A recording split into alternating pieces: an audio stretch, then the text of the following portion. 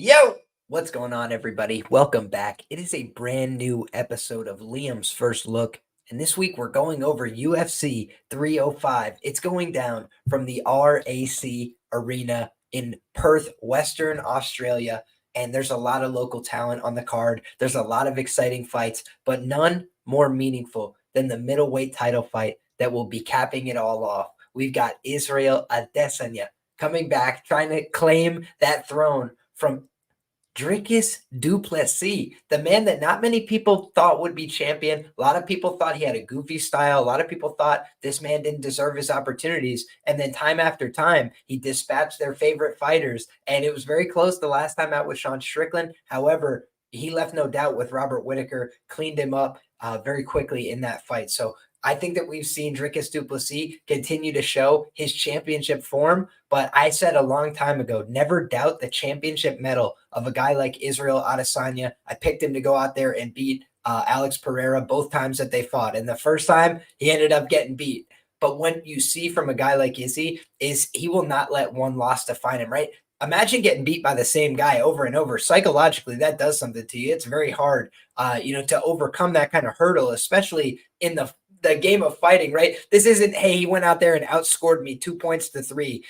Nothing like that. It's like, I put you unconscious. I could hurt you. I could knock you out. I could embarrass you in front of your family. And this guy went out there and found a way to recover, found a way to overcome that deficit, right? Had lost in kickboxing, had lost in mixed martial arts, and then comes out there and absolutely starches him to get a definitive victory over Alex Pereira. So I think that we've seen both these guys show a lot of talent, show a lot of skill, show a lot of heart, show a lot of championship mettle. And I'm really excited to see this one go down. We got a lot of other great fights to discuss as well. So what I want to do off the top, I want to say a few things. First and foremost, welcome everybody. Thank you guys for rocking with me. I know that a lot of people that would tune into a show like this probably just took in the Contender series. You guys are fired up about fights just like I am, because we saw people that were out there active, ready to go compete, ready to scrap, ready to put it all on the line, taking big chances, and ultimately putting on a night of great fights. So I'm fired up. I'm inspired by that.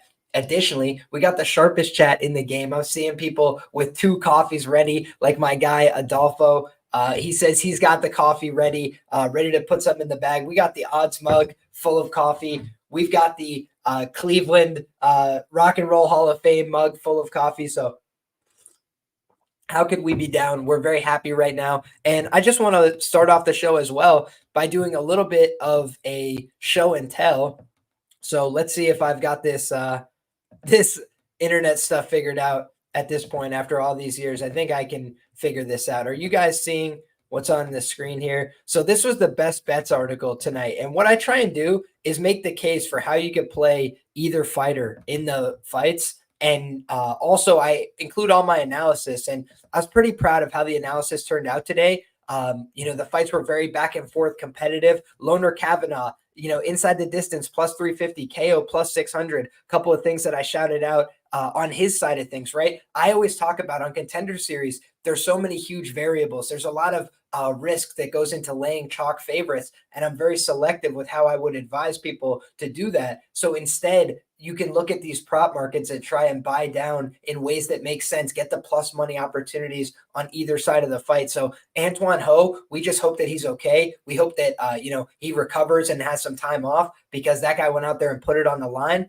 But unfortunately, he was just not the guy tonight. We saw that Loner Kavanagh is a problem in the flyweight division. Nobody's going to want to sign to fight this guy right now. I tweeted out and it died on arrival. Could you imagine this guy fighting Malcolm Gordon? That would be a 60-second or less type of fight. Our DraftKings buddies would be getting, huge returns on the first round bonus there on DFS. But then we look at the next fight where we've got, who was it? It was, Delgado and Juarez, and Delgado by KO. Another example of a guy who closes as a big minus 300 favorite. I was like, buy it down, get the plus 200 as a different way, to look at it, because he's a violent guy. He's going to go out there. People were looking at his submission game. He was submitting guys that were, with all due respect, not of his level, not of his ilk. And I think that a guy like Juarez went and showed out that he's tough. He's willing to go out there and put on a scrap, but technically he was just a little bit of a step behind tonight. So again, seeing how you can play either fighter in a way that could make sense, in a way that could be plus EV,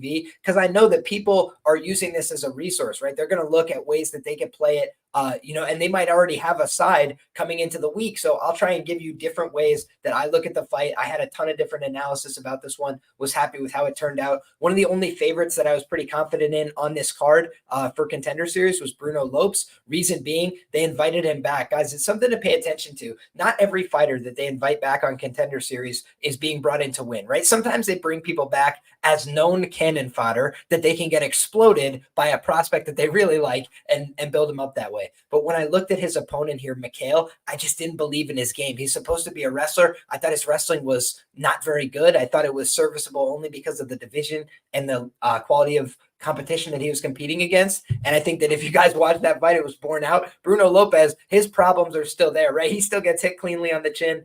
He still doesn't have great head movement. However, what we did see from Bruno Lopez is his wrestling was on point to defend everything from Miguel. So that was ultimately why he was the winner there. I'm happy about this one, guys. I picked Rami Hamed. Unfortunately, he didn't get the UFC contract, but Rami Hamed went out there, and my number one method of victory for him was the decision at plus 600. When you look at how he, approaches the game, a guy like Mending is just swinging. He's violent. He's taking all these chances, but really, we didn't see a guy that was very composed inside the octagon, constantly going for double overhooks, not a very sophisticated move. Now, some people in the chat saying they thought Dang won the fight. I mean, frankly, I disagree. On my scorecard, I'll just be frank. I had Rami Hamed 30-26. I think that sometimes because people retreat, people will count that against them. And I understand that. But the problem is you have to have effective MMA offense. And I wasn't seeing that from Meng Ding for most of the fight. He had a couple of nice spinning body kicks. I would say those were probably his best shots of the fight. I think he landed a couple of decent punches, but most of the time you just saw Rami Hamed much more professional in his defense, a lot more disciplined and a lot more safe, right? And then meanwhile, his opponent's crashing in, chin up in the air, yelling, being very emotional. And ultimately, I think that cost him. He was running into big shots. He got a lot of body shots. And I think that that's what people sometimes miss in the scoring as well is, he didn't, first of all, he did get marked up on his face really bad in the first round, but then in the subsequent rounds, he was getting hit with big body shots. And honestly, I was surprised he didn't crumble at any point. He did a great job of staying in the fight. I thought that the grappling of both guys looked really, really bad. But ultimately, Rami Hamed, just a very simple meat and potatoes approach of going double underhooks all night, kept him upright. And that was the difference maker. The thing that I'll say was really interesting, shout out to Meng Ding for going out there and leg kicking a leg kicker. A lot of people don't do that. It is very effective. I think that partially got Rami Hamed off his game. He's normally a very potent leg kicker, and he wasn't able to get off on hardly any low kicks in the early portion of this fight because you saw Meng Ding was the one who was throwing the low kicks, but he was landing committed counters, and he landed a lot of 1-2s down the pipe. He did land a lot of hard body shots. So ultimately, I think the right guy won the fight, but him not getting a contract, I thought is also fair play. And last but not least, guys, we saw an absolute banger in the main event. I said I thought both these guys were UFC level. Dana White said the exact same thing after the fight, so that always feels good as well. I said if you were taking Abdul-Malik, look at the KO line. Even though it was chalk at -150, you're buying down from the -300. I didn't think he was going to submit a guy with the jiu-jitsu skill and the wrestling skill of Wes Schultz. However, when you look at the Wes Schultz side, he's at a physical disadvantage coming into this fight. No two ways about it. Even as a wrestler, he was a funky guy. He was a guy that had a lot of positions, a lot of crazy scrambles, and that can be effective. But the one thing that we saw borne out in this fight and that we ultimately have to remember is even if somebody's able to create a lot of great positions like Wes Schultz was, it tires you out so much to wrestle somebody who's that strong, who's that physical. And he got Mansur Abdul-Malik out of position in round 1. He got Mansur Abdul-Malik out of position in round 2. But Mansur Abdul-Malik stayed poised. He was able to recover when he got into bad spots. And ultimately, you just saw the difference in lethality. They both landed clean shots on each other's chin. But one guy kept getting spun around the octagon. And when he was stuck underneath, the most defining attribute about Mansour Abdul-Malik is his ability to finish the fight with strikes on the feet and on the ground. A lot of guys can finish a fight with strikes on the feet, but they get on the ground, they start getting clogged up, they start getting held down, they can't pass the guard, they're stuck. And you just see that this guy, Mansour Abdul-Malik, he's going kill switch. When he gets on top of somebody, he's trying to drop elbows, he's trying to drop big punches. And we've seen it multiple times where he puts guys out cold. And in this fight, West Schultz stayed tough. He kept trying to fight, but ultimately he was just getting blasted by a guy who had great position and had too much cardio for him at that point in the fight. And question answered, right? Mansour Abdul-Malik never out of the first round until tonight. And he showed, I can go out there and push it. And not only can I push it, I can push it for a finishing pace into the second round. I think that was an important step for him. I think he can win a lot of UFC fights, but the development has to be right. They've got to make sure that they put him on the right trajectory. But ultimately, I feel good about the analysis. I love Contender Series, guys. It reignites my fire for fighting all the time because you get these guys who are highly motivated. You get these guys who really want to be there. And there's no, pitsy patting about. Like, everybody's out there to try and land big shots, to try and win the fight, to try and do eye-catching moments. And that's the kind of fighting that I'm looking for. People that are trying to put their art forward. Even the guys that lost tonight, I have nothing but respect for the guys that went out there and scrapped and tried to put it on the line and threw. Any fight that's like that, I enjoy and I'm happy about. It's the fights where we see people that both look like they, would rather be out there grocery shopping or doing anything else in the world other than fighting each other for the 15 minutes they've been allotted. That's the thing that drives you crazy as a fight fan, because there's so many people like we saw tonight that want the opportunity to go out there and scrap, put it on the line, have fun fights, scrap. So for me, that's what I saw tonight. I saw a lot of people that were eager, beaver, that wanted to go out there and fight. And hopefully that momentum carries us into UFC 305. And I will say the Australians know how to get down. They will be loud. They will be proud. They will have the beer flowing. It will be a great energy event. I think that we'll see a lot of people fired up. I think that we'll see a lot of people, that really want to see what happens in this main event. And it's been a little bit quiet leading in this fight week, but I think that as we start to see these two athletes in closer proximity, I think as we see some of these press events unroll, I think as we see these guys get closer and closer face to face, I think it's going to be a really interesting matchup. So my guy Tristan asked in the comments, are you going to be having Contender Series bets this year? Yes, I certainly hope to. My problem today is I can't get bets in New York. And unfortunately, I was tied up with some personal things that I had to take care of, picking people up from the airport, shit like that, boring stuff. But I just wasn't able to make it to New Jersey, which is where I'm able to get down legally. That will probably be my future as soon as next week. But unfortunately, I just did not have the time today. But what I always do is I put together a best bets document, how I would approach it on either side of the fight. So that's what I look to do.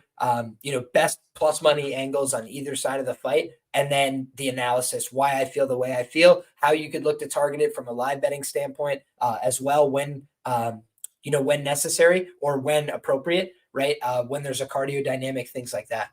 So I think that there's a lot to be gained from Contender Series. It's still a market that a lot of people get, a lot of faith in these fighters that they see. But you got to remember, these are regional level fighters sometimes coming in and they've got a lot of potential, but they're also incentivized to go out there and fight like crazy, take a lot of risks. And that leads to crazy outcomes. So for me, I love the Contender Series because dogs win, people get finished, and fights tend to be fun. So Lord willing, knock on wood, we keep that tradition going into next week. But with that being said, guys, if you're new to First Look, the way that we approach this show is we like to start with the main event of the evening. We work our way on down the card.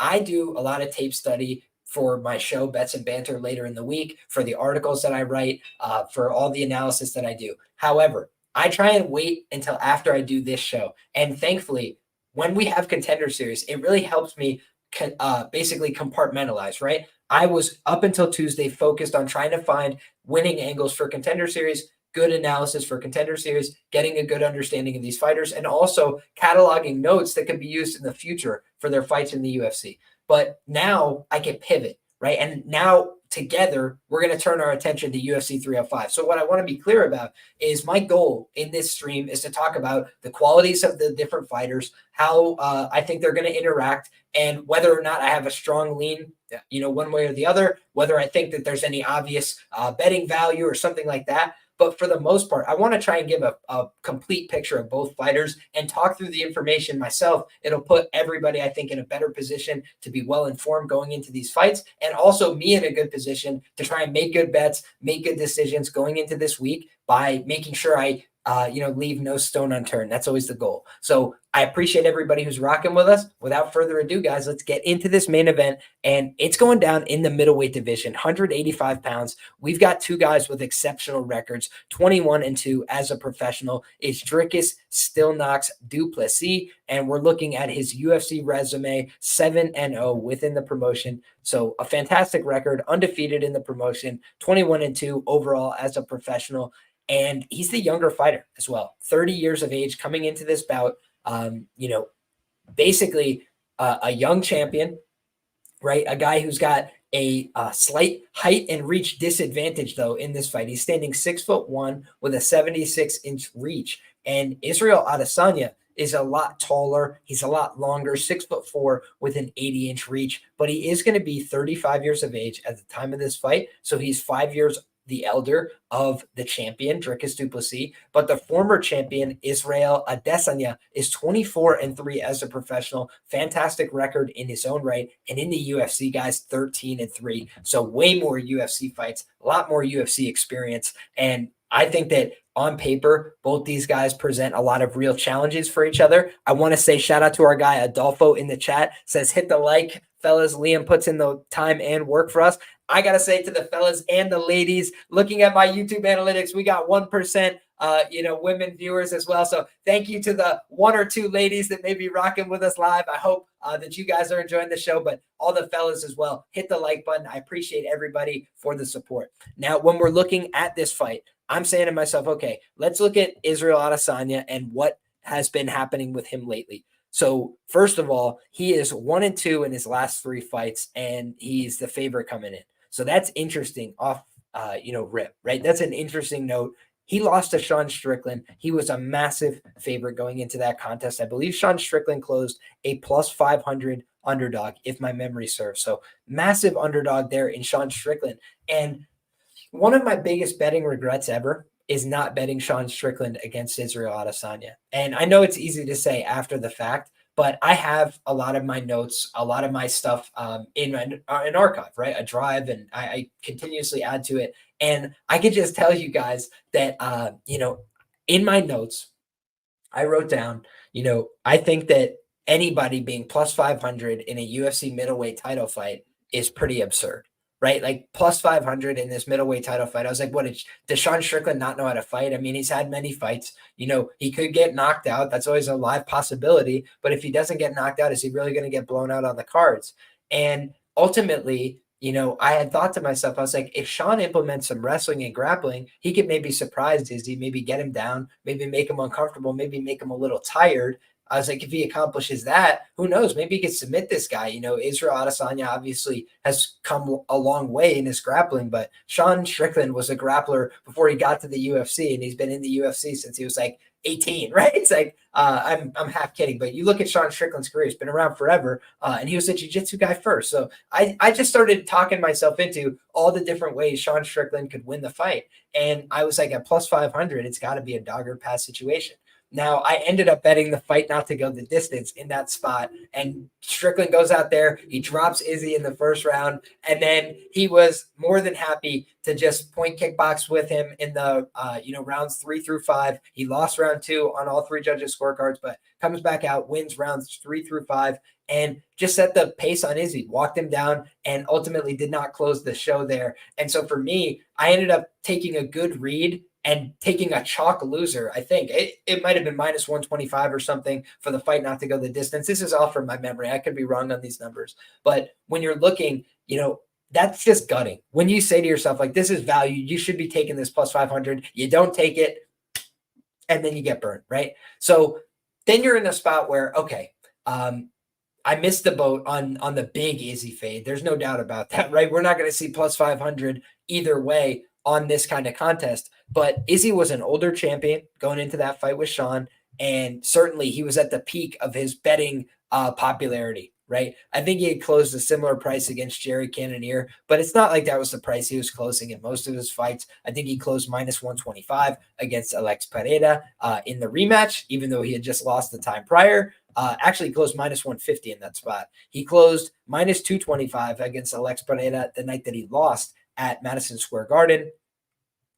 He closed a minus 550 favorite against Jerry Cannonier. Cannonier was about a plus 400 on the comeback at UFC 276 in July. And then he was minus 300 against Robert Whittaker when he won a unanimous decision. I thought it was a close decision. I bet Whittaker by decision plus 550, I believe, in that fight. And ultimately, it played out pretty close. So you look at Izzy, and he had a lot of close decisions leading up to the Alex Pereira fight. I think that the Jerry Cannonier fight was definitely a stinker, but it was probably, 3 rounds to 2 for Izzy, maybe 4 rounds to 1.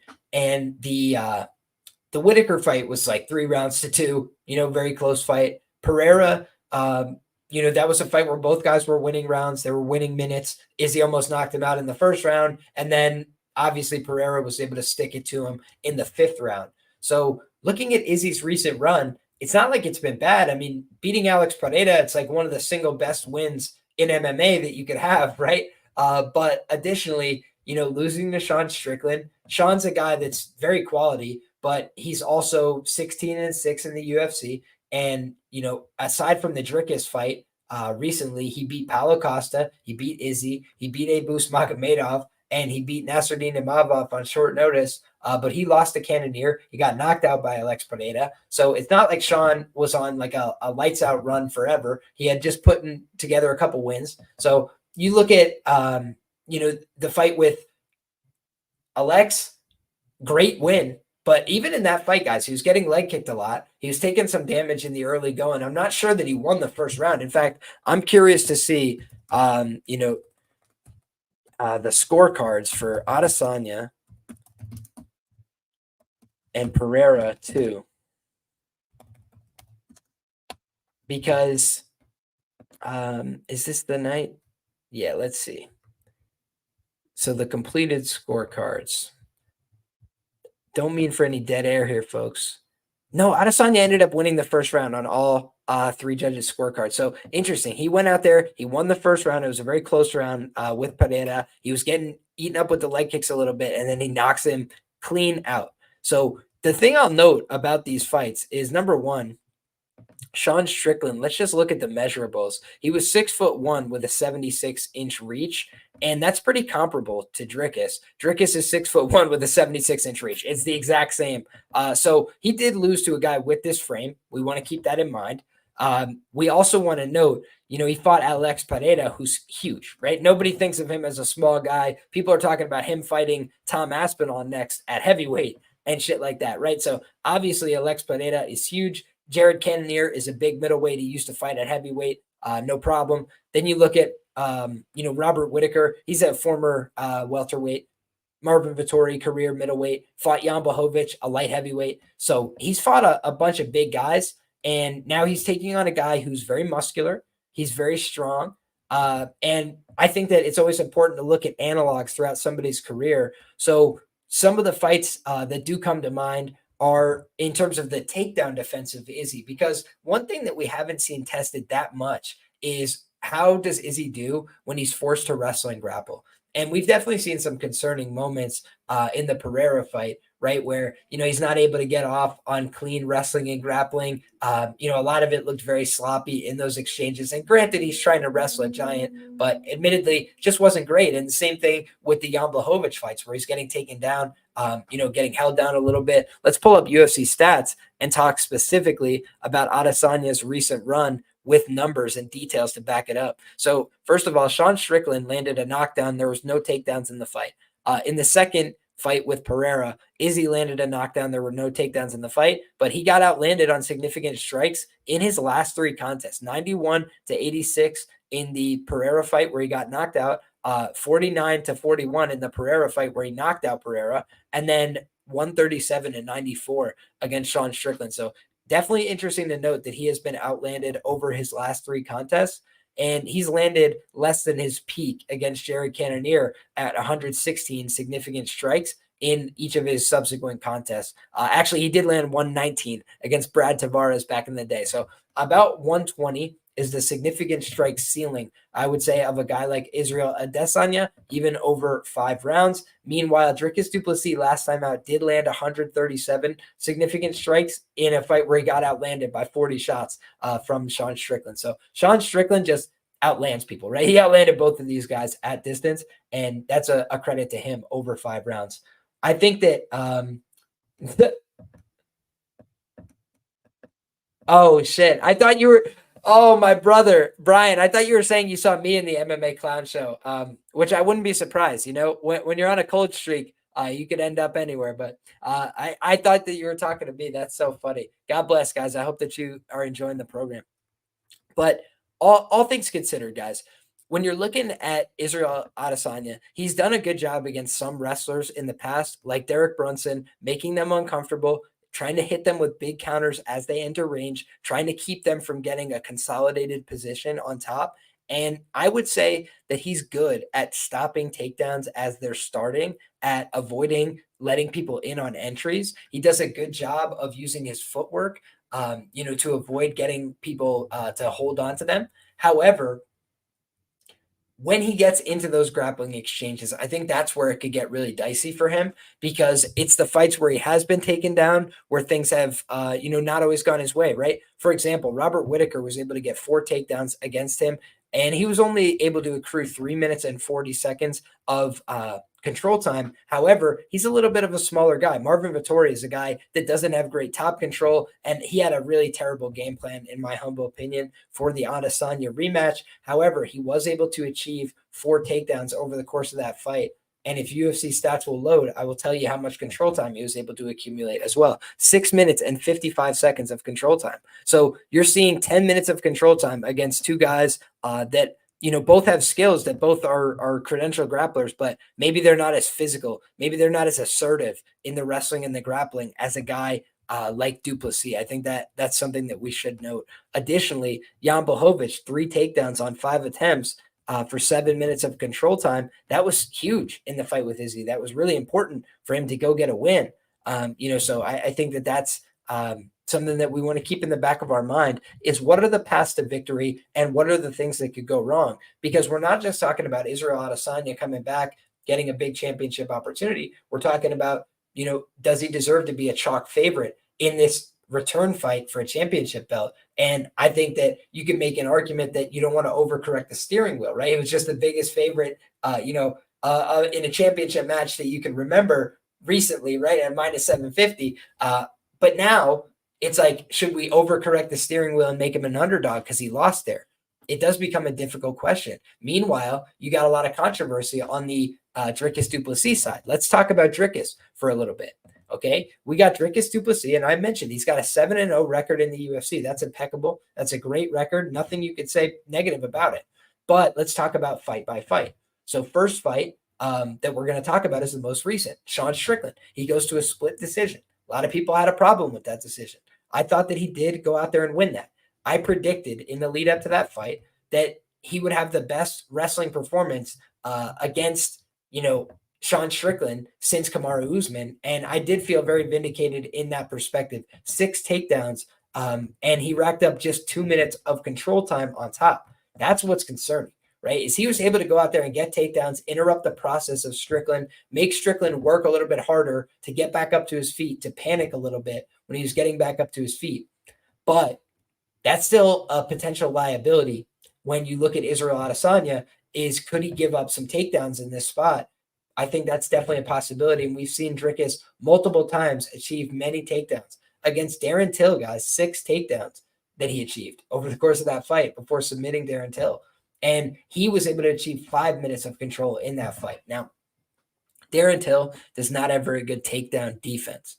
What he does is, he tries to make the most of his opportunities on the feet. He landed some big shots against Derek Brunson, but every time he was getting taken down, he was getting his guard passed. He was making terrible decisions. Derek was able to take him down, flat back him into the mount.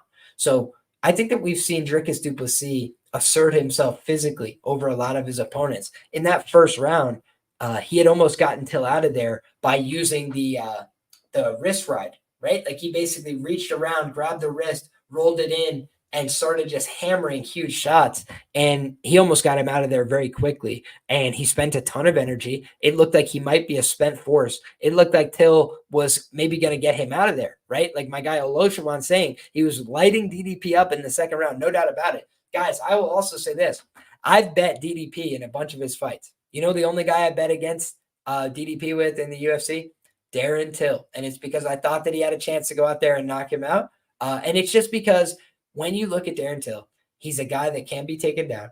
He can be held down, but he needed that fight for his career, right? So I thought the motivation was going to be all-time high, and I thought he was going to go out there and swing. I thought he was going to go out there and try and land big shots. I didn't think he was going to quit at the first sign of adversity because he needed to win, and he went out there and gave you everything he had. Unfortunately, he was going against a championship-level guy, and he's just not built of the same metal, in my humble opinion, right? We just saw how he got dealt with accordingly by Tyron Woodley in a championship fight. The bright lights got to him a little bit, and, he got blitzkrieged. He never had a chance in that fight.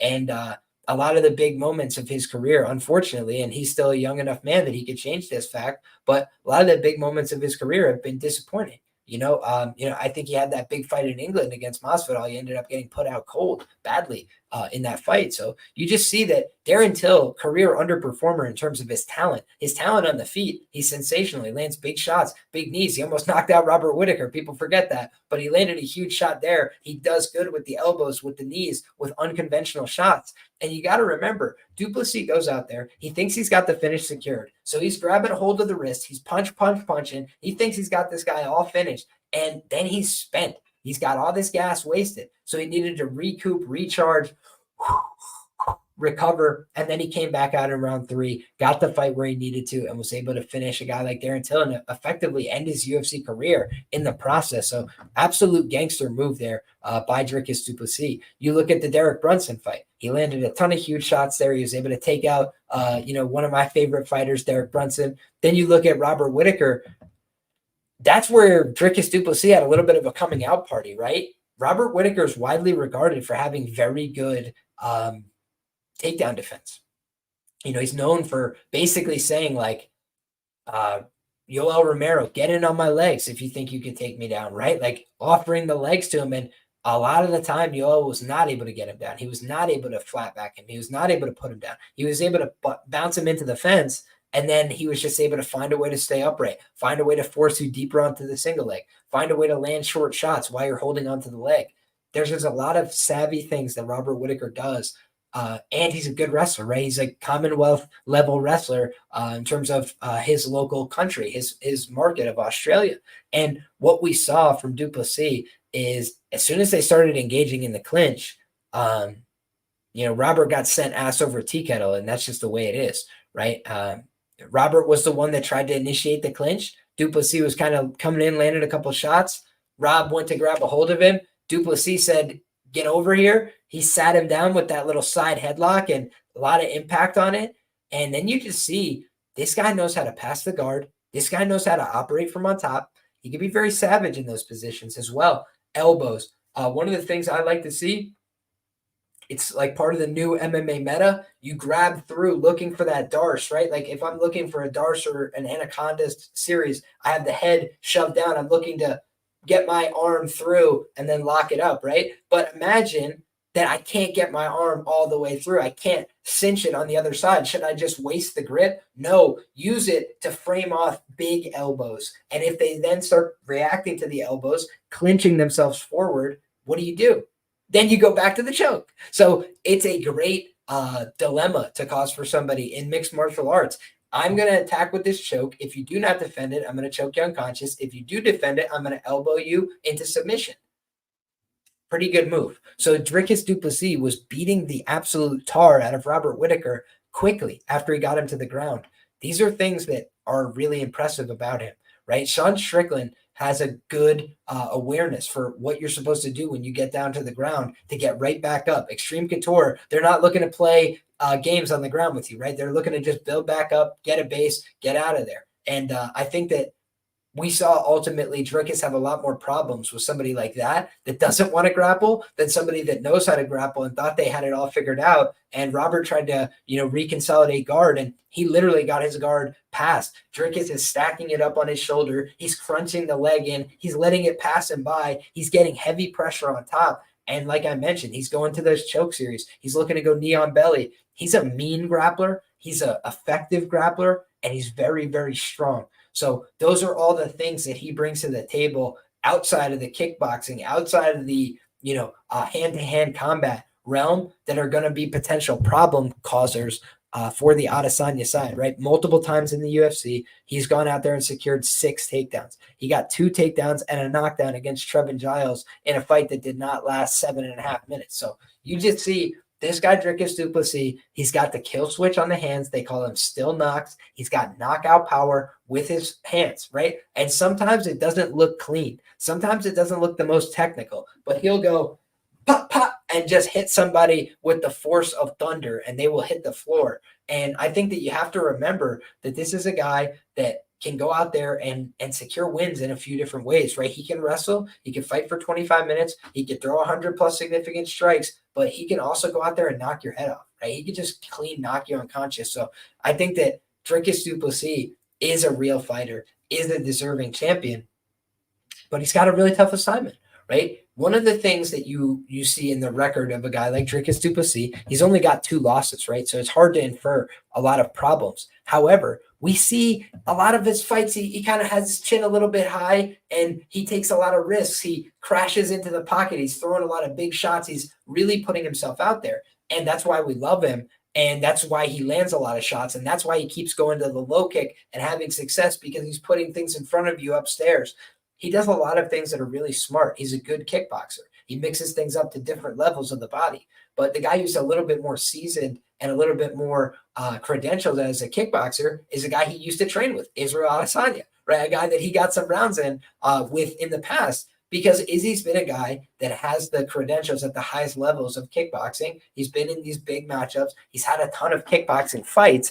And so I do think the question marks around Izzy are what Hunter's bringing up, right? Where is his confidence at? He's coming off of, like I said, 2 losses in his last 3 fights. A lot of champions struggle when they're in that kind of position. But I noted the fact that I do think Israel is mentally strong. I think that he's a guy that is he a perfect fighter? Is he a perfect role model? He's none of those things. But is he a very effective fighter? Yes. Did he put a lot of the company's weight on his back for a short period of UFC's history? Yes, he did. And he wasn't everybody's favorite big star or the guy they tried to put the push behind, but he just was the guy at the time that they needed that was going out there putting on these fights. And like I said, a lot of them turned into more boring decisions than you would have hoped for. But he's an effective guy. He knows how to manage distance. He knows how to low kick. He knows how to keep people at bay. And he is the bigger guy. He is the longer guy in this fight. So Dricus is going to be the one who's responsible for closing the distance. He's going to be the one who needs to get a hold of Izzy or crash the pocket, get hands on him, land low kicks when Izzy's trying to evade the space. There's a lot of different ways you can approach it, but we've seen a guy like Sean Strickland lay out the blueprint, by pushing forward, applying a lot of pressure to Adesanya. That is a way to get to him. That is a way to land big shots. And unlike a guy like Strickland, Du Plessis has real fight-ending power that we haven't often seen from a guy like Sean. So I think that this is a very interesting scrap. You look at Du Plessis, and he's never been knocked down in the UFC. He knocked down Marcus Maluko Perez. He knocked down Trevin Giles. He knocked down Derek Brunson. He knocked down Robert Whittaker, and he beat Sean Strickland, via close decision. That is a great resume. That is a guy who's pretty damn tough. But we also know at 185 pounds in mixed martial arts, one errant strike could change the fight. Izzy is a dangerous guy. He can put big shots on your body, your head, and your legs. And a guy like Du Plessis, he doesn't have perfect defense, right? In his last fight, absorbed 173 significant strikes. And that's something that we got to take note of, right? Even Brad Tavares, who's a good fighter, a solid fighter, A lot of people expected, myself included, Du Plessis to finish Brad Tavares. And unfortunately, they both landed a ton of strikes on each other. 113 for Du Plessis to 82 for Brad Tavares. I think that's the most strikes Brad Tavares has landed in a UFC fight. Let me fact check myself in real time. No, one time against Ricky Fukada in 2013, he landed more than that. I don't think there's another time in his career that he landed more than against Dricus Du Plessis. So Du Plessis, his big vulnerabilities and the things I'm going to be looking for on tape is how is he going to deal with the length of a guy like Adesanya? How has he dealt with big, long fighters in the past? How does he close the distance? How does he manage the distance? And is he going to try and implement the wrestling and grappling heavy style? Can he do that for the whole of the 25 minutes? And or does he know what is my path to finishing this fight? I think he can finish it a myriad of different ways, frankly. I do think that Israel is live to be submitted at some point in his career. And I definitely think that you look at Du Plessis, his physical strength, his ability to go out there and hurt you on the feet, get a club and sub opportunity, or take you down past your guard, put you in bad positions. I think that his submission game needs to be respected. Now, on the other side, just because Du Plessis has been on a great run, and he has been on a great run, doesn't mean he can't get clipped on the chin. So I do think people got to respect Israel Adesanya and just say, hey, maybe I don't like his personality, but I got to respect the fighting skill and how capable and how qualified he is. And he's won a lot of these fights. He's been favored, most of the way throughout his career, if not all the way. Let's go back and look at Israel Adesanya and see if he's been an underdog at any point in his UFC career, because I can't remember a time off the top of my head. Never. 13-3 as a favorite, guys. 13-3 as a favorite. Never been an underdog one time in his career. So could we see that change this week? It's very possible. It's very possible, guys. We're looking at a Dricus Du Plessis. He was 3-1 as an underdog in the UFC, beat Robert Whittaker as a dog, beat Brad Tavares as a dog, which I bet, by the way. And who else did he beat as a dog? Let's go back and look. So my history betting these guys, that's the next thing we'll discuss, is Du Plessis, 2 units at plus 108 against Brad Tavares. Then, like I said, I took the stinker on Darren Till against Du Plessis, the only time I faded him so far in the UFC. Then I had Du Plessis against Whittaker at plus 300, and I had Du Plessis against Strickland at plus 108. So I've done a pretty good job of betting on Du Plessis fights so far throughout his UFC tenure. On the other side of things, I've struggled a little bit more with the Adesanya side, often from overconfidence, if I had to be frank, right? I bet Israel Adesanya against Alex Pereira. I bet Jared Cannonier against Adesanya. I bet Marvin Vettori against Adesanya. I bet Adesanya against Jan Blachowicz.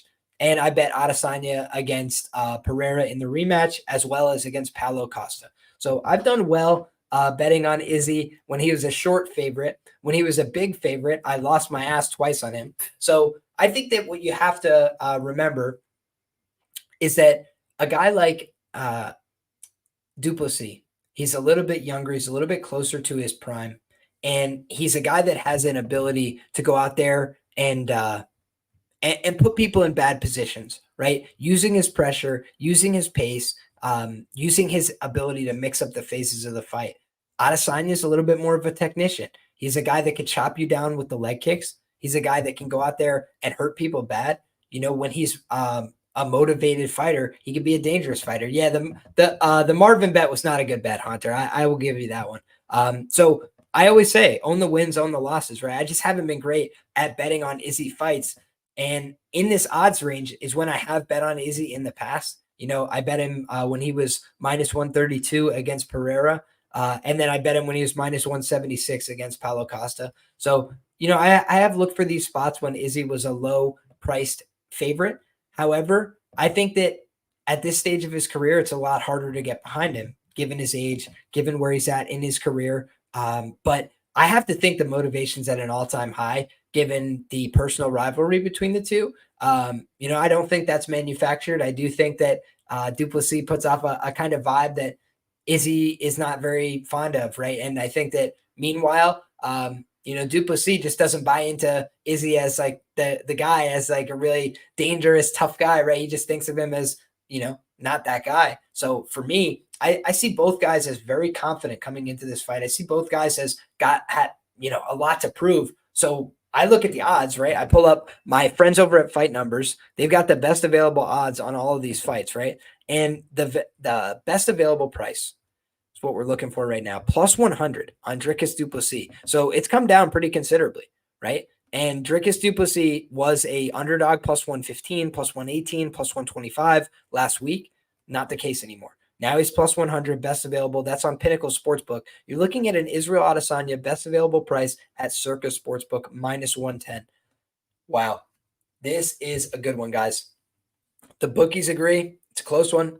The market agrees that it's a close one. A lot of people on both sides of this fight. Let's go ahead and look at the Tapology votes. 51% Adesanya, 49% Du Plessis. You cannot get closer than that. So it seems like a pick'em on paper, seems like a pick'em in the market. So I'm going to let the research be my guide. I'm going to do a lot of tape study, and hopefully that will tell me what I need to know for this fight. We've got one guy with a lot of momentum in Dricus Du Plessis, but another guy who's a seasoned champion, a guy with a great legacy and resume, and he is highly motivated. So I think both guys are going to bring it, and I think both guys are live to win the fight by knockout. I think what maybe separates Du Plessis is his ability to win this fight via submission, take the fight to the ground. But ultimately, I don't know if his grappling upside is enough for me to think he should be favored, when I think that Izzy is the guy who's a little bit longer, who can dictate the range a little bit. And we just saw Du Plessis can be outlanded at distance as recently as his last fight. So very good stuff. I'm excited to see this one play out.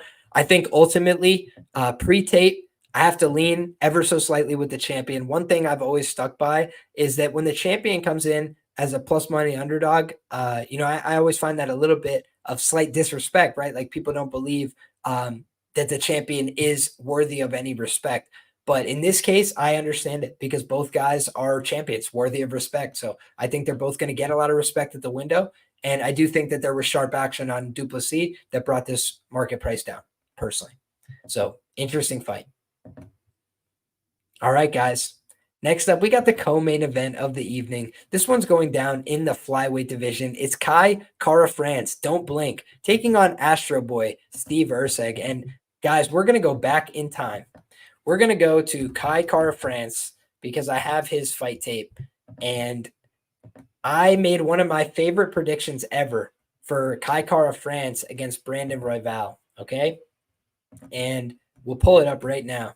We've got this fight right here. The pick, Brandon Royval via sub in round 2. And my reason being was Royval is relentless, fast-paced, crazy cardio, was getting taken down easily, but always responded properly. Good, clever striking, willing to commit and get taken down, getting back up quickly, dangerous submissions. When I think of a guy, that I'm looking for to beat a guy like Kai Kara-France, I think that they need an ability to go out there and strike. They need an ability to go out there and wrestle. They need an ability to be well-rounded. And I think that Steve Erceg does have that ability, right? He's coming off of a title fight. So that is always a potential letdown spot, right? We know that, where it can be a spot where guys come out and, it's not the same, right? It's 3 rounds instead of 5. It's, I got to go out there and fight this tough guy, but maybe the rewards aren't the same. And it's harder to get up for that fight. It's harder to stay as motivated. However, that Steve Erceg is in a weak division, right? Not weak as in the talent's not there, but weak as in weakly promoted, as in weak. Nobody wants to see any one particular title challenger above the rest. Casual fans aren't familiar with a lot of these flyweights. So you're looking at a guy in Steve Erceg who made a name for himself in that last fight, who could have easily won the fight against Pantoja and just let it slip through his fingers, made a couple of bad decisions, and ultimately it cost him. But when I think back to that Brandon Royval pick, does that not echo a lot of what Steve Erceg brings to the table, guys? He's creative with his strikes. He's got fundamental boxing. I think that Kai Kara-France can also box. He can also go out there and strike. So what is the difference maker? The difference maker for Steve Erceg in this fight, I feel, has to be his ability to go out there and wrestle, has to be his ability to go out there and get this fight to the ground and test the grappling of Kai Kara-France. We've seen guys like Askar Askarov put him in bad situations at bad positions. I was there live for that fight. The crowd was going absolutely crazy against the Russians, right? They were just having a time booing the Russians there in Columbus, Ohio. But I don't think that we saw a guy in Kai Kara-France cleanly win that fight. I thought it was very close. I thought it was very nip-tuck. He relied on big power shots, getting the knockdowns, getting, big, kill positions. But I think of a guy like Steve Erceg as really tough. I think of him as a guy that's hard to put away. If you can go out there and grapple, wrestle, move around with Pantoja, put him in some positions, go out there and land big shots on the feet, hurt him a little bit, sting him a little bit, I think that he's a guy that could go out there and win big fights in the UFC. So for me, Steve Erceg is a guy that's got a weird, unique aura about him. And when you look at the intangibles for this fight, we've got 31 years of age for Kai Kara-France. He is 5'4", so he's going to be the smaller guy coming into this fight. He's going to be the older guy by 2 years, but he's really desperate for a win, right? He kind of needs this one. He's off a 2-fight skid, and he got knocked out by Brandon Moreno with a liver kick in a fight he was doing well. He lost a very controversial split decision against Amir Albazi, so no skin off his nose. He's been fighting well, but I think ultimately you got a guy in Steve Erceg who has the ability to land kill shots, who's got the ability to hurt you to the body, to the head, and he's got the better submission pedigree, 6-0 career to the submission. Meanwhile, you got a guy like Kai Kara-France who's 3-3 career to the submission. It's just not as dangerous, and he puts his head in bad positions. He starts wrestling when he gets hurt. That's kind of his baseline. When he gets hurt in a fight, he starts wrestling. He starts looking for opportunities to get a hold of somebody. And if you do that against Steve Erceg, he might grab a hold of you. He might go ahead and put you in that choke. So shout out to my guy Glinbot, says KKF seems to drop the hands when takedowns are feinted. Kai's inactivity, is sus. Fair play. Close fight, but was still surprised how much the line has moved. Understandable. Volk was saying Erceg better straight shots. KKF more power and loopy. I agree that he's more loopy. I'm not sure that he has more power. I think it's pretty close, but yeah, maybe that's fair to say. Do you think the threat of grappling from Erceg will increase the chances of him landing bigger shots? Yes. Kai Kara-France doesn't win at this level, especially outside of round one. Fair enough, my man. Yeah, I think Kai is a good fighter, but I just think ultimately his window's starting to close, and I think Steve Erceg is a guy who's still building a lot of momentum, and Kai's had a lot more fights, so that's his calling card, his claim to fame here, but he's the guy who's a little bit older and a little bit smaller here, and I'm just not sure that he's got the game that's going to stack up with these new era fighters. But, Hunter, it's funny. I'm glad you asked that. I scored the Erceg fight the Erceg Pantoja fight for Erceg on the night that it happened. I would have to go back and rewatch it to have an official scorecard for you that I really feel good about. But I remember I tweeted on the night, I was like, people are going to crucify me for this, but on my scorecard, I thought Erceg did enough. And that's true. So when I was watching live, I was very sleep deprived, but I thought Steve Erceg went out there and fought well, and I thought he could have won the fight. And I thought he definitely blew it in the 5th round in terms of like decision-making, could have made it way easier on himself, but he landed a lot of good shots, and I thought it was very competitive throughout. So a lot of close rounds. You give that one to Erceg, doesn't really bother me. So I think that ultimately he's shown himself to be very good. He's shown himself to be dangerous. He's shown himself to beat quality fighters, but he's got to show, hey, I'm going to go out there and finish a guy that's this quality, that's this, potent. Kai has the reach advantage, says Karawara. I think it's a half-inch reach advantage, if a reach advantage at all. And I think it will be negated by the huge disparity in height, but fair play. I understand what you're saying. Did you see Kai's pink outfit? He doesn't deserve a win. I did not, but I will not judge him for his outfits. I will judge him for the merits of his cagecraft. But additionally, guys, let's talk about the odds here. We've got -148 at Circa Sports, the best available price for Steve Erceg. Meanwhile, +140, the best available comeback on Kai Kara-France as a dog. I'm surprised by the line movement here. I'm surprised to see so much love for Kai Kara-France, but he's a higher profile guy coming out of City Kickboxing. Maybe it's City Kickboxing's night, right? Sometimes gyms have a night, but I think that ultimately Kai Kara France has a very tough assignment here against a game opponent who's a little bit younger and who's desperate for a win in his own right, because he knows I can win the title if I can just get another opportunity. So for me, that's an interesting fight. It's a great thing to see flyweights getting this kind of shine in a co-main event spot, but I don't feel compelled to play the underdog in this spot. So I won't jump on the favorite price tag until I see where the bottom is, right? We're seeing a lot of love come in on the dog right now. So let's see how it goes. Oh boy. I need a big swig of coffee to talk about this next one, guys. Next up, we've got a lightweight contest. Mateusz Gamrot, 24-2, taking on Dan the Hangman Hooker, 23-12. Let's talk about a couple of things here. We've got a Gamrot who is 7-2 in the UFC. He's finished 3 fights via knockout, but that's a little deceptive. Obviously, we had the leg injury against Rafael Fiziev and the submission due to strikes against Diego Ferreira, where he hurt him with a knee to the body, and then the Scott Holtzman knockout. So he's a guy that has a couple finishes under his belt, but really the one defining win in his UFC career was when he landed some good shots on Jeremy Stephens, took him to the ground, and almost ripped his arm off with that Kimura. That's Mateusz Gamrot. That's the gamer. That's the best thing that he's shown in the UFC. And I think that his fight against Rafael dos Anjos showed what a tough, gritty guy he is, what a guy that really wants to win. Gamer, great nickname, right? He goes out there and puts it on the line. However, I had said that I thought Rafael dos Anjos would win the fight. I thought he would outperform his plus 300 price tag, and I thought he would land an intercepting knee and knock him out. And I mean, I know I didn't get it right, but I still think, a little tip of the hat to myself there on the analysis, right? You won't always get the picks right. You won't always get the bet right, but I think the analysis was pretty on point. I think a lot of Gamrot bettors were shitting their pants at some point in that fight when he looked like he was on skates, dancing around the octagon. But he's a tough guy, so he found a way to persevere. And the thing about Gamrot that's sensational is his wrestling. Guys, when he gets on top of people, they are stuck to the ground. And when they start to get back up, they get mat returned. He drops back down. He wrestles them again. He is a pretty relentless wrestler. He is a tough son of a gun to deal with. One of the only guys that dealt with his grappling was Beneil Dariush, right? And Beneil Dariush is extremely savvy in those positions. But that was about the only guy that could go out there and keep scrambling and rolling and keeping the pace moving. He's not the best positional control grappler you've ever seen, but he will just take you down over and over and over again. Do it all night long. Make it increasingly worse for you to get taken down. Land big shots as you stand up to your feet. He's just a guy that knows how to win fights, knows how to do things that look meaningful, that look impactful, that score points with the judges, that are eye-catching moments. And I think that there's a lot that you can learn from a guy like Mateusz Gamrot. But I also think on the other side, he's not getting an easy opponent here.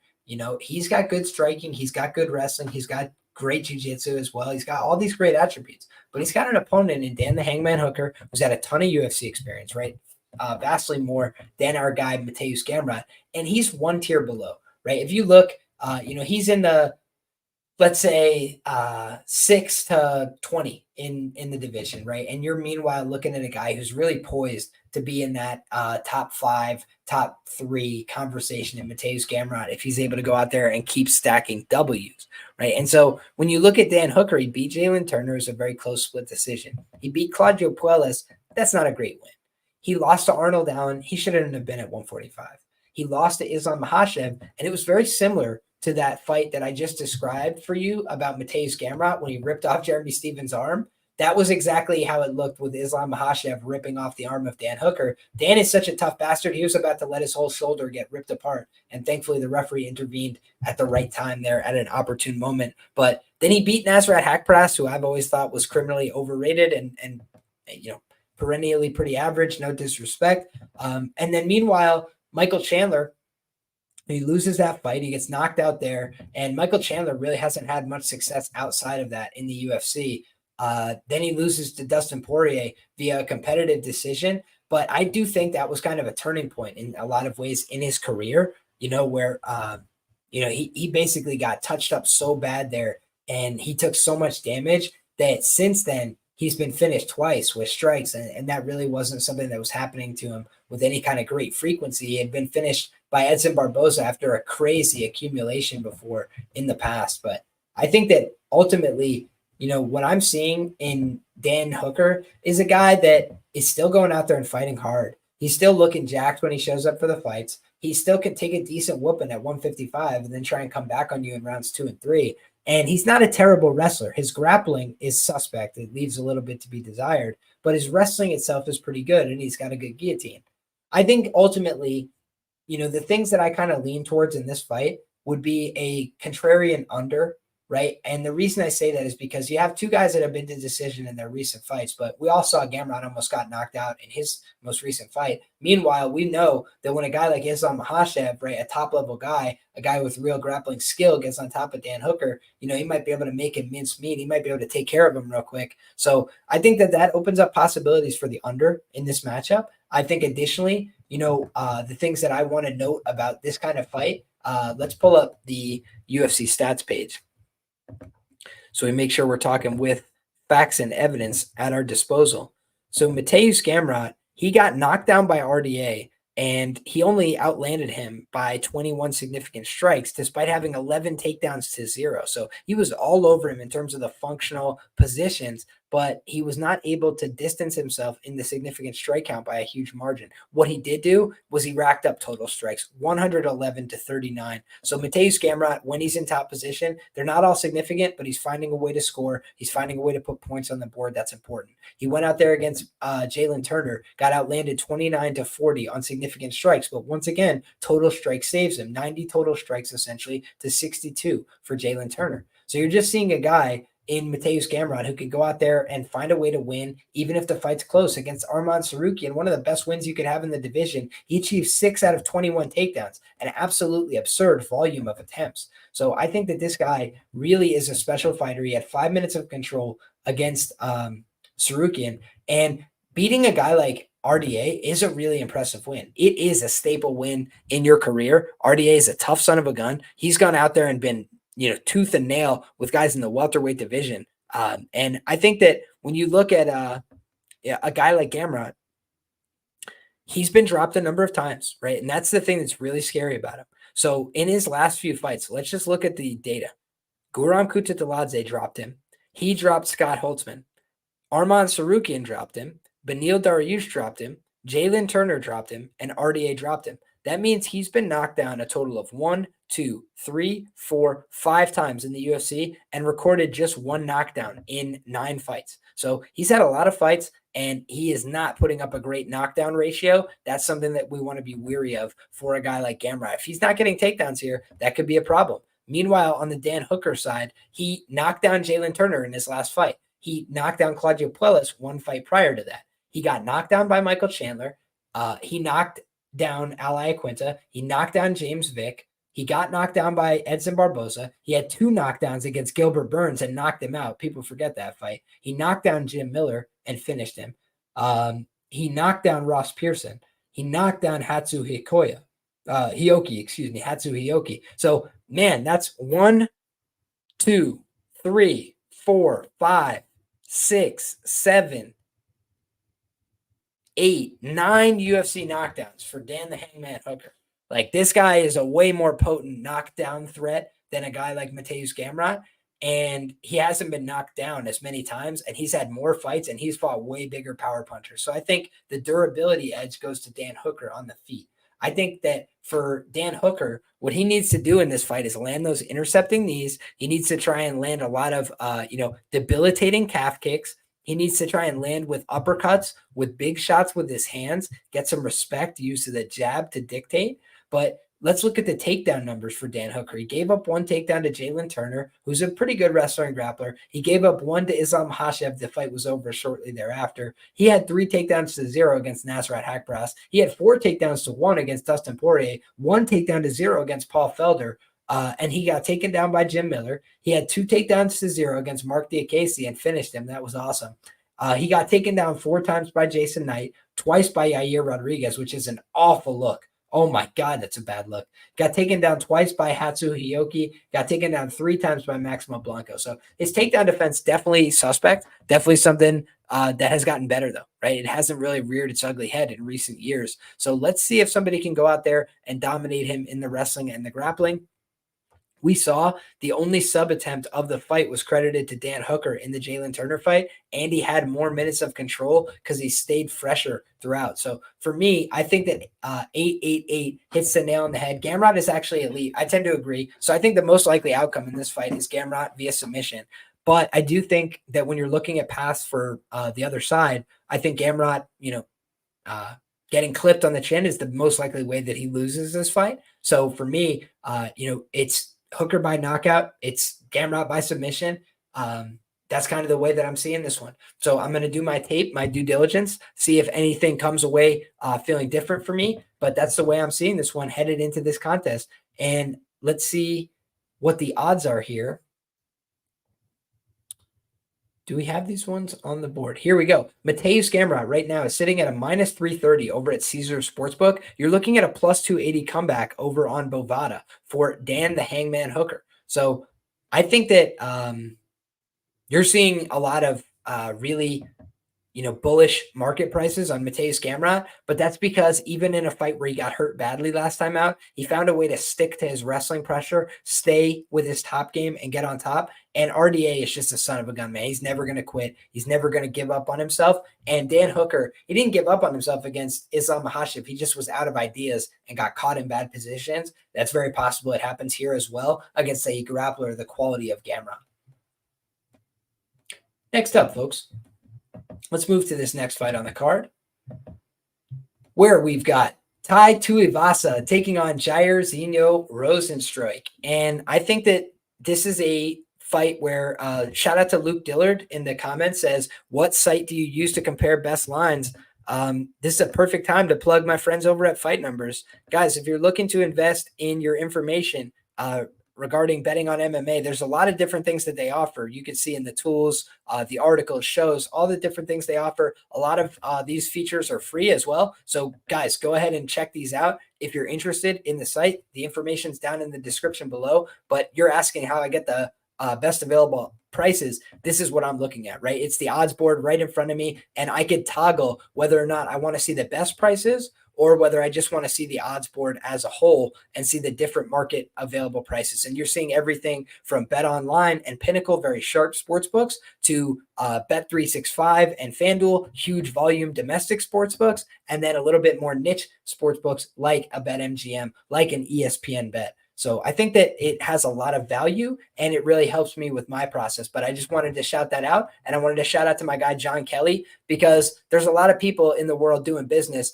but not a lot of them are veterans and, people that have been in the community for a long time doing content, a very positive public space in the community. Really respect what John Kelly has brought to the table, not only in terms of his skill in DFS and in MMA, but overall just as a human being. He's a good person. So I really have respected what I've seen from John in all his endeavors. And I've really appreciated this product he's built in terms of Fight Numbers. So shout out to Fight Numbers. And I appreciate them for the great information. I appreciate John Kelly for the product and the service. And if you guys got more questions or want more information, it's right down below. Now, with that being said, guys, we got this Tuivasa and Rozenstruik fight. I mean, what am I going to be Nostradamus here and predict which one of these big heavy men is going to fall? I think they're going to go out there and swing.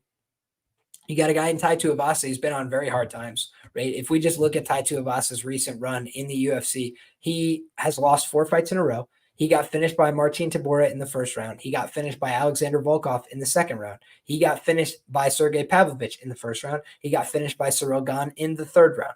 And the common denominator in those fights is it got worse and worse. His peak of significant strikes over that time period was 29 against Cyril Gane. He landed a knockdown and 29 significant strikes, but he was still finished in the third round. And honestly, it looked like he was starting to just quit a little bit down the stretch in that fight. He went out there and slugged it out while he had cardio, but his cardio was falling apart as he ate more body shots, and he just didn't want to be there anymore. Then you look at the Sergey Pavlovich fight. He was knocked down twice in the opening frame. He absorbed 23 significant strikes, landed just 2 of his own before getting cleaned up. I believe I bet Sergey Pavlovich in that fight. I have to go back and look. But, not a great look for Tuivasa there. Then he goes out there against Volkov, guys, and concerning on a number of different levels. Why? He absorbed 93 significant strikes in a fight that did not go 2 rounds. He got submitted ultimately in the fight to lose the bout against an Alexander Volkov who hadn't submitted somebody in a long time. And on top of that, Volkov went out there and knocked him down as well. So he's been knocked down in 3 of his last 4 fights, and he's been knocked down 4 times in his last 4 fights. So a couple of big red flags on the Tai Tuivasa side. Moreover, guys, the things that were really scary for me looking at the Tai Tuivasa side heading into the Marcin Tybura matchup, Marcin Tybura is going to go out there and try and wrestle and grapple with you. And we saw that Tai Tuivasa is a guy that his knee has given him problems throughout his career. It's prevented him from developing any semblance of a developed wrestling or grappling game. And so guys like Sergey Spivak, guys like Marcin Tybura, they've abused him. They've taken him to the ground. And his chin was always his calling card, right? Go out there, have this crazy scrap, put my chin on the line. And, if I don't get taken down, it's a 50-50 fight at worst. I'm going to bang on with anybody. I'm a banger from West Sydney. I'll bang on with anybody, right? And he is from West Sydney, right? He's a guy, he's going to be representing the local area. They really love and represent for this guy. But he hasn't won, I don't think, since 2018, if my memory serves, in Australia. He's a guy that struggled his last 3 times out there. He's been fighting good, high-quality heavyweights, and he's been getting smoked. It hasn't always been very close. He hasn't landed more than 29 significant strikes. And now you're looking at a guy, he just got choked out after absorbing a lot of significant damage on the ground against Marcin Tybura. And he was drinking brews at the WWE like 2 weeks before that fight. And for me, that just didn't scream serious, committed cage fighter who wants to be a world champion, right? It screamed to me, guy who's kind of a little bit past it, right? In terms of his aspirations for being the best. I think he's been taught a lesson by the game. Hey, I'm not the best, but I'm a fun guy. I go out there, I'll drink a shoey, I'll have some fun. I had said a long time ago, if you look at I have a tweet about this, right? If you look at Liam Pick's fights overranked, you could look that up, right? And I had said, who's the most overranked guy in each division? Because, for a long time, Wonder Boy was severely overranked at welterweight. You guys can go argue with your dog if you disagree, but you can go back and look, and he just hadn't been beating guys recently and lost a bunch of fights, and he was still ranked at the top of the division. Since then, he's gotten a handful of wins, I think. But in any case, that was something that had sparked a conversation for me. And I had listed Tai Tuivasa as one of the top overranked fighters in the UFC. He's like in the top 5 of the heavyweight division. The guy can't wrestle or grapple a lick, and he's like a 50-50 striker on the feet. So that's just not a guy who's built for top 5 competition. And what happened? He fought the top 5 guys. He got his ass whooped every time, and now he's back here. But that's why this is a much more winnable potential fight for a guy like Tuivasa, because Jairzinho Rozenstruik is also a guy who's been turned away by the upper echelon of the division. Want some examples? I've got plenty. First and foremost, Jailton Almeida, 4 takedowns, no significant strikes absorbed. 1 takedown is what I meant to say. 4 significant strikes, 1 submission attempt, fights over in the very first round, made it look clinical and easy against Jairzinho Rozenstruik. Shamil Gaziev was literally running headfirst into the cage. So I don't know how much credit we want to give Jairzinho there. It certainly went out there and did his job, landed 127 significant strikes as a heavyweight, which is no easy feat. But ultimately, Gaziev just did not look to be like the real deal Holyfield. He knocked out Chris Daukaus, but Daukaus is undersized in the heavyweight division, and I don't believe he's ever beaten a gentleman of color. That has been the setback for Mr. Daukaus throughout his career. So take that for whatever it's worth. It's been a reality. You could go through and look at his topology. And then you look at the Jairzinho Rozenstruik and Alexander Volkov fight. And it's another fight where, number one, Volkov looked like he was 2 weight classes above him, which is crazy, right? Because Volkov's obviously huge, but he literally was like towering over the guy. It looked like Jairzinho was a light heavyweight, and he just got absolutely destroyed. Uppercuts, 21 strikes to 6, never really had a chance. So against top competition, he's not looking like he's got the goods. Then you look at the fight against Curtis Blades, gives up 3 takedowns.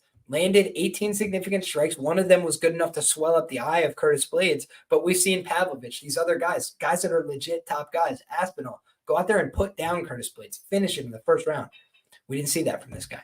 So I think that that's another important note against him, right? Jairzinho Rozenstruik against Ciryl Gane, he kind of put up a stinker performance there, right? Gane was able to get 2 takedowns. He was able to outland him by more than double the amount of significant strikes. And a lot of it was just Ciryl Gane setting the pace and, this guy not wanting to get hit too much. So he poked around with leg kicks from the outside. They both poked around with leg kicks from the outside. 25 minutes ticked off the clock. And I think at the time, Ciryl Gane, I could be wrong about this. I have to check. I think he was like minus 160 going into that fight. Let me go check that because I feel like that's true. And if so, it's got to be one of my best bets on the card, on my previous bets, I should say. So looking back, let's see. Jairzinho Rozenstruik. Let's see. Oh, no, Gane was like minus 275, minus 300. So I'm just misremembering that. Who am I thinking of? I can't remember. But I feel like he was lined very close one time and got embarrassed. Maybe it's the Volkov fight where Volkov was like minus 160 or something like that. But in any case, guys, we can move back to the conversation at hand, right? Which is what happened in that fight. He ends up getting beat over the course of a 5-round decision. He had the fight with Francis Ngannou. He gets knocked out, in comical fashion early. So Rozenstruik's not a bad fighter, but he's pretty limited, right? He's not a great wrestler. He's not a great grappler. He's mostly a guy who likes to go out there, throw low kicks, throw that lead left hook, and if it hits you, you die. And if it doesn't, he's probably not going to win the fight. And he doesn't throw that many committed combinations. I guess he was a little more active with his combos in his last fight. But I think that it's a spot where you don't know what to expect from Tuivasa, right? Our guy Glenbot in the chat says, is Ty retirement live? Absolutely. He has a brother-in-law who just retired from the UFC that he's his business partner, that was fighting Vitor Petrino. If you remember that fight, Tyson Pedro, Drink West, I believe is the name of the company. They run it together. So he's lost 3 times in a row in, Perth, Western Australia. And it is the kind of place where you could go retire, right? Ty's level of competition has been crazy. Bro is in way over his head. Absolutely true. Dude, Gane was good odds like that for Spivak as well. Yeah, that's fair. That's fair note. Good point. So I think that when you look at this spot, you've got the odds screen right now. Let's see what the best available price is. We've got a guy in Jairzinho Biggie Boy Rozenstruik. He's got a great nickname. He's coming in a minus 213 favorite on Pinnacle compared to a plus 190, the comeback on Circa for Tai Tuivasa. Now, I'm going to say something that you guys may not like, but I think that the side in this fight is Tai Tuivasa. And I think the reason that the side is Tai Tuivasa is because when you have 2 guys that are probably going to go out there and just trade strikes at heavyweight, plus 190 is typically the side I'd like to be on.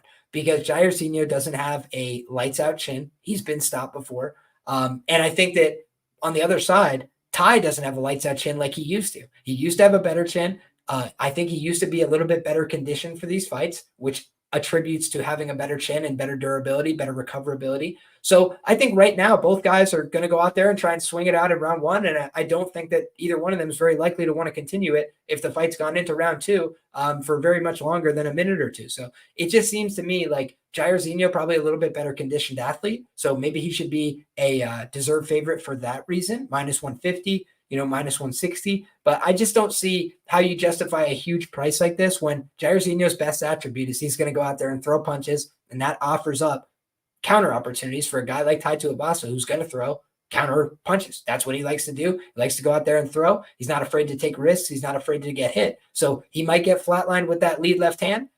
Looking at the best available price for the over-under as well, I think that's interesting. The over-under is set to minus 180 to the under 1.5 rounds here. So again, they're favoring this fight to end quickly. If it's going to be a quick, explosive fight where somebody gets finished and it's not via submission, right? It's, this isn't somebody who's got a huge grappling advantage over him, then it's probably going to be Tai Tuivasa and this guy's swinging it out in the pocket. And at plus 190, those are the kind of spots where I look to back Tai Tuivasa. I'll tell you guys, where I do well and where I do poorly, but I bet 5 units on Tai Tuivasa plus 170 against Derek Lewis. I made a lot of coin on that fight. And I also bet Tai Tuivasa against Ciryl Gane, which he knocked him down. And everybody told me before that fight I was a fool for playing it. And meanwhile, he went out there and dropped him, one of the only guys to do that to Ciryl Gane. So I thought that he actually showed some promise there. I also bet the fight not to go the distance there. So I didn't lose a big chunk of change, right? I thought somebody was going to get finished. And it was only minus 250 for Tuivasa and Gane fight not to go the distance. Just insanity, right? Tuivasa's not fighting for 5 rounds. What are you guys, high? And then meanwhile, I also took Gane via submission in that fight with Tuivasa, which I think was free 99 if he wanted it. And unfortunately, he ended up beating him up on the feet to punish Tai Tuivasa for ever landing something meaningful. But I think that Mbe pointed out, Rozenstruik alluded to using wrestling recently. I mean, it would be foolish not to. Tai Tuivasa has no knees, right? So it doesn't seem like he can wrestle very effectively. And once he gets to the ground, the decision-making goes out the window. He's still tough, but just the skill is really not there. It's not what you want to see from a guy of this level. And back in the day, he would get taken down, but he would work up 9 times against Sergey Spivak. He can't do that anymore. So it's like now he gets taken down and it's like wraps, right? He just goes to turtle, guy takes his back. It looks like a disaster. Or in the case of Volkov, he just mounts him right away. And Volkov's a decent grappler, but I mean, please be serious. Like he got instant tap by Tom Aspinall and taken down in lickety split time. So I don't think that he's, the greatest grappler we've ever seen in the heavyweight division or something, right? He got taken out 1 million times by Curtis as well. So, man, I'm just looking at these fights for Jairzinho, and he's a good fighter. He's a guy that's been tough to knock down ultimately in the UFC. That, I think, plays into his favor here against Tai Tuivasa.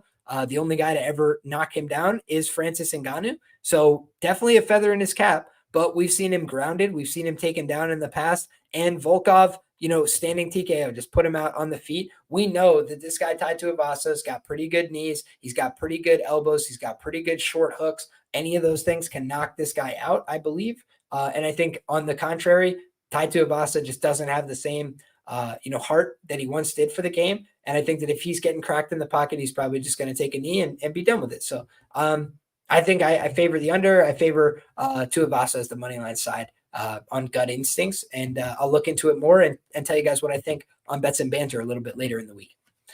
But let's all take a sip of the old coffee or whatever beverage you're drinking. If you got a water, God bless you. Stay hydrated. If you got a alcoholic beverage, that's fine too. I hope you're enjoying your Tuesday. Getting litty for Tuesday Night Contender Series. I understand. Now let's look at the next fight on the card, guys. Wow, this is one of the most fun fights on the card. We've got Li Jingliang, the Leech, right? And again, we got to celebrate the wins, own the losses, right? I haven't always had the best results betting on some of these fighters, right? I talked about Tai Tuivasa. I made the donation when he fought Ciryl Gane. The Leech has been my guy. 10 units. That's what I meant to say. 10 units on the Leech. Plus 150 against Muslim Salikov. He checked every box for me where I thought he was the more dangerous fighter. I thought he was the more durable fighter. I thought he was a bigger guy. I thought he was going to hit harder. I thought he had more wrestling upside. I thought he had more grappling upside. I was like, where does he lose this fight? And I think there were some competitive moments in round 1, but ultimately you just saw the physicality difference, how powerful Leech was, and he was able to put him out of there. Older fighter, a guy that was a little bit past his sell-by date. I was so thrilled with the Leech in that spot, went out there and delivered for the kid. 10 units. I was driving from one place to another, so I could not watch the fight. And I got a call from somebody that was tailing my bets and said, bro, you can't believe this, bro. He just knocked him out. He just knocked him out. And I was like, I could not believe what I was hearing. I thought it was going to be a competitive fight. I thought eventually he might get him out of there, but to hear it had all been done, and I didn't even have to watch it, didn't even have to sweat the 10 units. Absolute golden memory, right? You look at this fight, he's got a tough assignment. You got a guy in Li Jingliang who is proven, UFC tested, been around the block, fought a lot of the best guys, and he's always accounted himself as a quality fighter, right? However, plus 300 in this spot coming in on Bet Online, minus 320 on Carlos Prates. Shout out to our friends at Fight Numbers for those odds. You're looking at a guy in Carlos Prates who is one of the new sensations in the UFC. people are really getting behind him. Why? Because he's fun and he's interesting. He goes out there and he chain smokes darts while he's getting the performance of the night. That's just a cool kind of guy, right? Whether you smoke darts or not, you could respect a guy who's a fighter by trade and just like doesn't give a shit that he smokes cigs and he goes out there and still fights for 3 hard rounds. And, that's impressive, right? Could that come back to bite him against the highest pace guys, against the best guys in the division? Absolutely could. And is it going to be an interesting test here against the Leech? Yes, definitely the biggest test in this UFC run. But let's talk about what has made Carlos Prates special and why people have an eye on this kid. First of all, guys, we talk about knockdown rates. 1 knockdown against Radke, 1 knockdown against Giles, 1 knockdown against Mitch Ramirez. He hasn't put together a full 3-round fight yet. So he got a 2nd-round finish against Ramirez where he was basically dropping him with calf kicks, hurting him, busting him up a little bit, and then he was able to finally put him away. Great spot there. Landed his shots. He's out there getting doubled up on significant strikes by Trevin Giles. People are starting to say, hey, this kid's not the real deal. This kid, he doesn't have it. He's a Contender Series bust. And Trevin Giles, meanwhile, is a seasoned guy. He's been around for a long time, fought Du Plessis, fought all these guys, right? And you saw what happened when he did connect. When he did connect with the power, everything changed, and he was able to put Trevin Giles away. Big-time knockout. That last fight against Charles Radke is the one that, idea bulbs start popping up above your head. You're like, wow, just how good could this guy be? Because a lot of fighters, everybody's got some tools, right? They're in the UFC. They've got to have something, dangerous about them that they can put together or, some way to win these fights. But the thing about Prates is, number one, he's shown a diversity to his finishes. He can drop you with the hands, the elbows, the knees, all these different attacks. But also he's pretty dangerous off his back. He's well-rounded. He's got an ability to wrestle a little bit. He's got an ability to go out there and push his own takedowns when he needs to. But most of the time he wants to be flowing. He wants to be striking, measuring. And when he finds you, he lands these huge shots. He devastates you, and he closes the show more often than not. And what I thought was so sensational is the way he selected his shots against Radke. He basically starts getting him to engage up top, right? I have my hands here. You put your hands here, right? You start playing with my hands. I start playing with your hands. You are distracted. You're thinking about what's happening up here, and then he just lines up a massive knee, and he uses the leverage of being tall. A lot of guys go out there and they have all these attributes, right? They're long, they're tall, they're clashing themselves into the clinch. They are getting too close to their opponent. They're getting flat back. They're giving up all their advantages of being tall. This guy is out there making guys measure hands with him, and then he's knee to the body, fight ender, absolute closing of the show. That's a difficult guy to deal with, right? He's shown now a variety of different ways that he could hurt you. He could be behind on the strike count, put you down. So he's a dangerous striker, no doubt about it. And like I said, a ground game that people haven't seen too much of, but it could be a little bit underrated coming in here because he's got a couple losses, I believe, on the mat. Let's pull up the Tapology for Carlos Prates. What do we got? Carlos Prates. He's 19-6 as a professional, guys, and he's lost 3 times via submission, twice via knockout. So he has been finished a number of times, right? We got to be very cognizant of that fact. That's always a live possibility again. But the last time he was finished was all the way back in 2017. He got knocked out in the first round by a Miguel Rozenstruik. And Miguel Rozenstruik is 8-3 as a professional over in Russia and looks like he is juiced to the absolute tits. You guys can go look at his Tapology picture and see what you think, but that's what it looks like to me. So I think of a guy like Prates as a dangerous guy, a guy that has skills in all positions, but he's definitely still got a lot to prove in the UFC in terms of the higher level of competition. I think Radke, Giles, and Mitch Ramirez are all probably guys that will not be with the UFC, this time next year, with all due respect. So if that's the case, then, the Leech is a guy that's had longevity, right? 11-6 in the UFC. He's been around a very long time, and he's seeking a big win here. He's coming off a split decision loss against Daniel Rodriguez. It was very controversial. Then he was supposed to fight, Michael Chiesa, and he was forced to pull out of that fight due to a spine injury. So when you're talking about going in there to fight Prates and you've got a spine injury, I'm already going to be very skeptical. I'm going to be very worried about you because you don't want to have any ailments, issues, problems against a guy this dangerous that hits this hard, that's trying to kill you from the jump, right? There's some guys like Michael Chiesa who are going to go out there and try and choke it, right? They might just try and put you in a little submission hold, right? This guy is going to try and hurt you. He's going to try and hit you with big shots, damage your body, damage your head, damage your face, damage your ribs. Like, he's going to try and damage you permanently. So if you got any injuries, you want to be very careful engaging with a guy like this. Fighting close with D-Rod, I didn't think was a great look, right? We saw Ian Gary go out there and just handle D-Rod accordingly, right? He was like, hey, look this way, and then head kicked him sideways. Meanwhile, the Leech went out there and just had a very competitive boxing match with him. It was on short notice. I thought the Leech deserved to win it, but, he fought him very close. And, ultimately could have went out there and tried to push the finish a little bit more and didn't do that. So cost him. Then you look at the Muslim Salikov fight. I've already mentioned 10 units on the Leech. 10 units. I said this is a buy low spot because he lost to Khamzat Chimaev. And I was like, unfortunately, Muslim Salikov, you, sir, are no Khamzat Chimaev. So I was big on the Leech there. Only time I've ever bet on or against him on the money line. Proud of that result.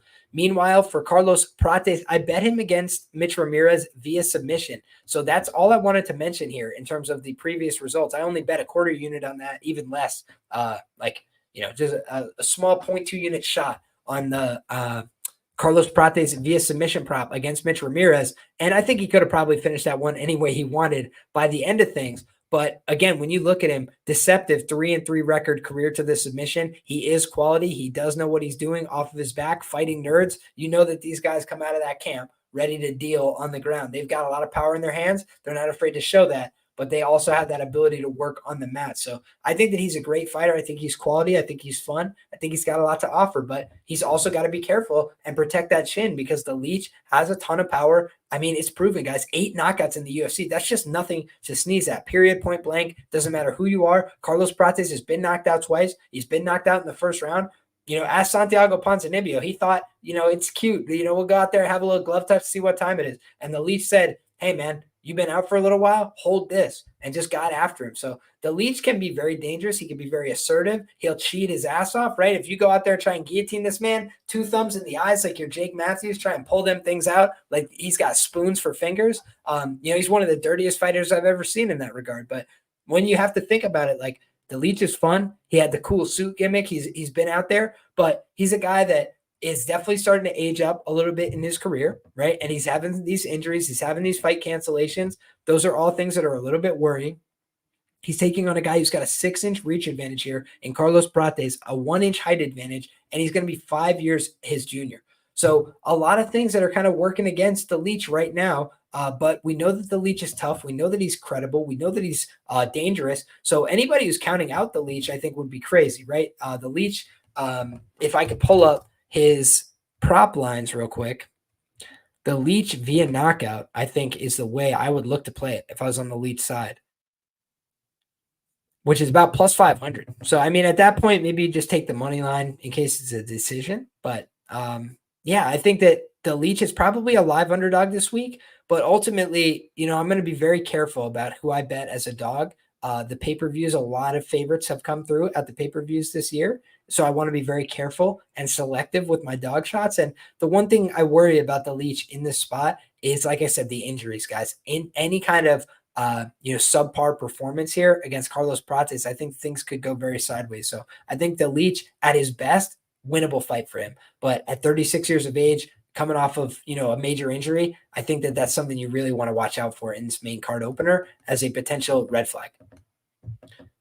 But with that being said, guys, we can move along to the next fight here. And this one's going down in the preliminaries. It's going to be a 265-pound bout, and it's Junior, the Juggernaut, Tafa, taking on Valter, the Clean Monster, Walker. What is that, just like a anti-USADA crusade? Like, hey, guys, don't even test me. I'm clean. Trust me. Shout out to Thomas in the chat, says, Prates KO or Leech moneyline. Carlos doesn't win minutes. He has devastating moments. Fair play. Even the ends by KO might be a similar price. I would look at that because I think that opens you up to some Leech moneyline equity as well. My guy Cashville Rican says, gang, happy Tuesday. Hit the like button and show the homie Liam your support. I appreciate that sentiment, guys. If you haven't already, drop a like on this video. If you guys are new here, welcome aboard. Get subscribed to the channel. We're talking fights here each and every week. We gave you some great content on the Contender series for this week, on the channel. And also, we're here breaking down UFC 305, which we will be doing again later in the week. So if you're looking for betting content, in-depth analysis, information, talk about these fights, and you want to be a part of the sharpest chat in the game, make sure you get subscribed. Ding that bell for notifications as well. We got a lot of people that say, Liam, I missed your live. I didn't know you were going live. My schedule is a little bit hectic, right? I can't be perfect in terms of planning out these events. I do try my best to stick to pretty routine schedules in terms of nighttime, Monday or Tuesday for the first look. Thursday, it's either 3 in the afternoon or a little bit later on Thursday afternoons for bets and banter. 9 out of 10 weeks.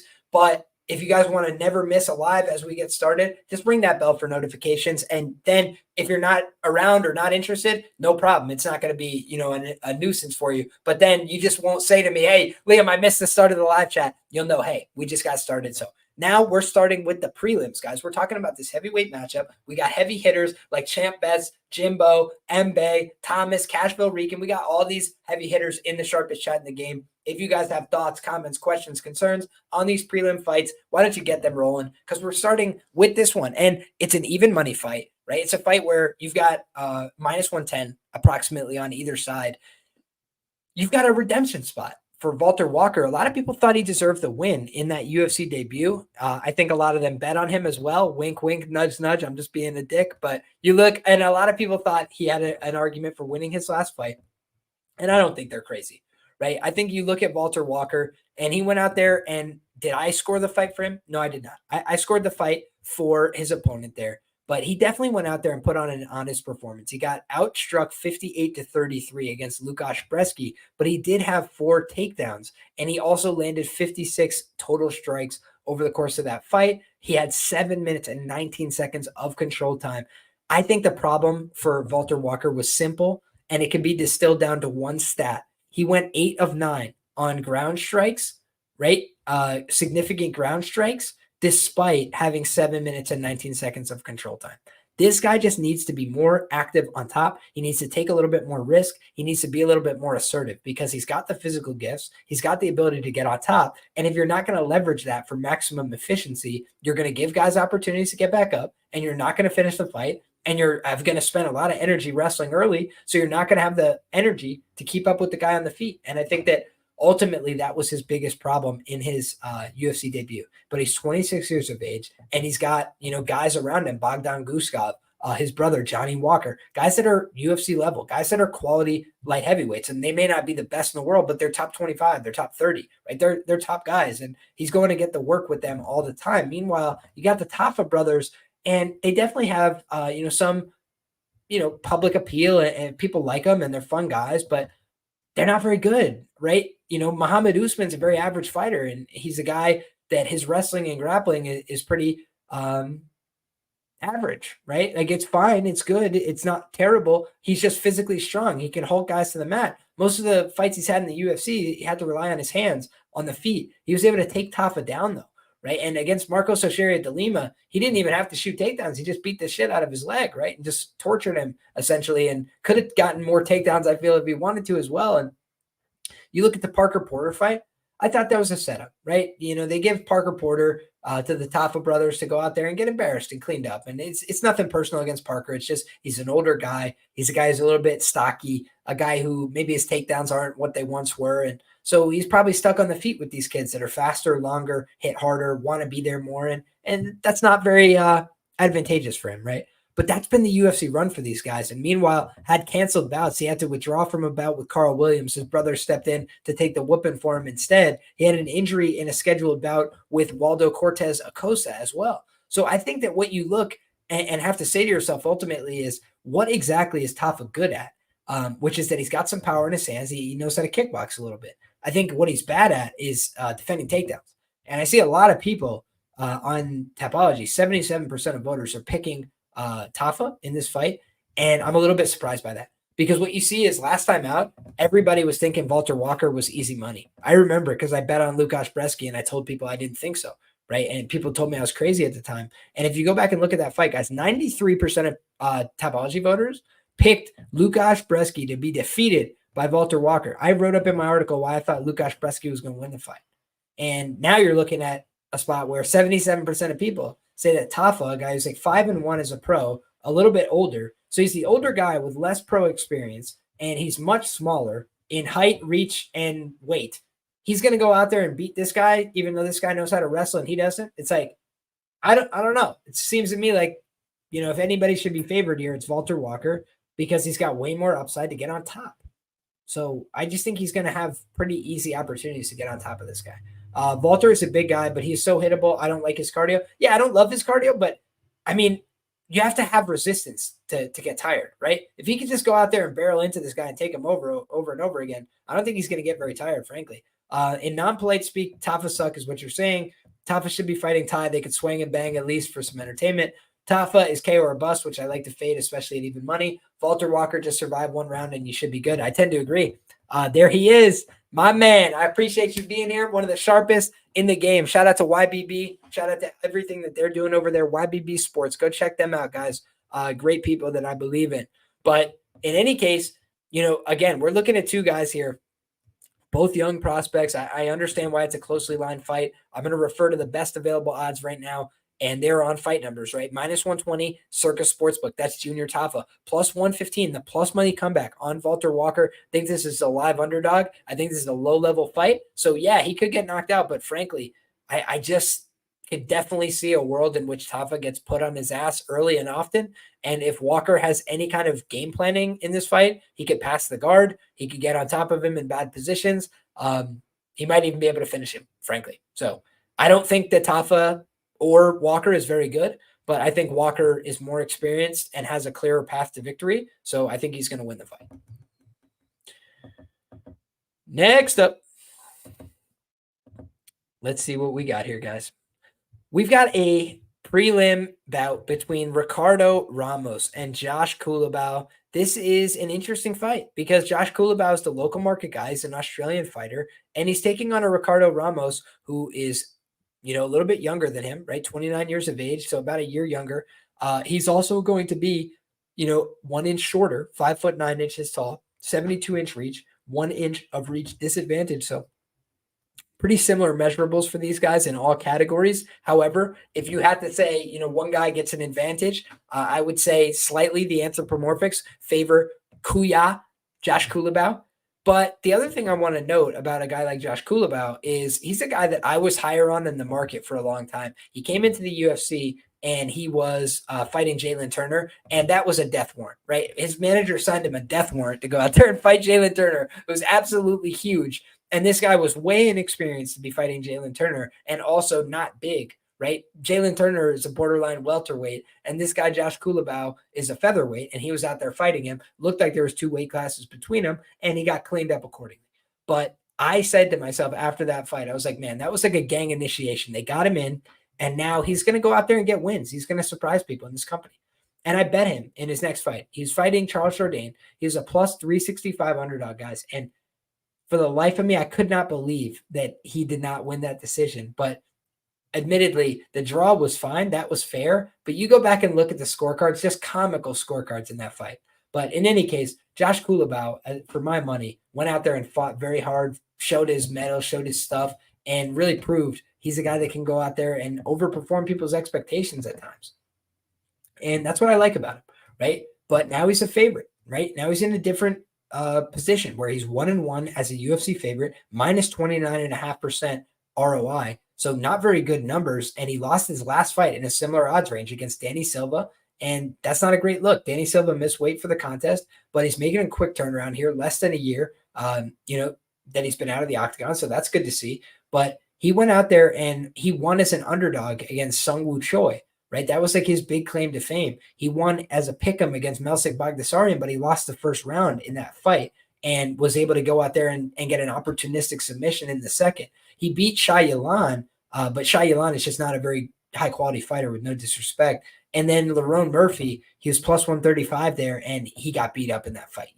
I think if they reline that fight, it would probably be +200 or so for Josh Culibao. So he's a tough guy. He goes out there and scraps. But he's definitely a guy that has some vulnerabilities, right? Some clear deficiencies in his game and some things that hold him back from being a huge favorite as far as I see it, right? And you guys can disagree, but I just think of him as a guy that I don't think of as a big favorite long term.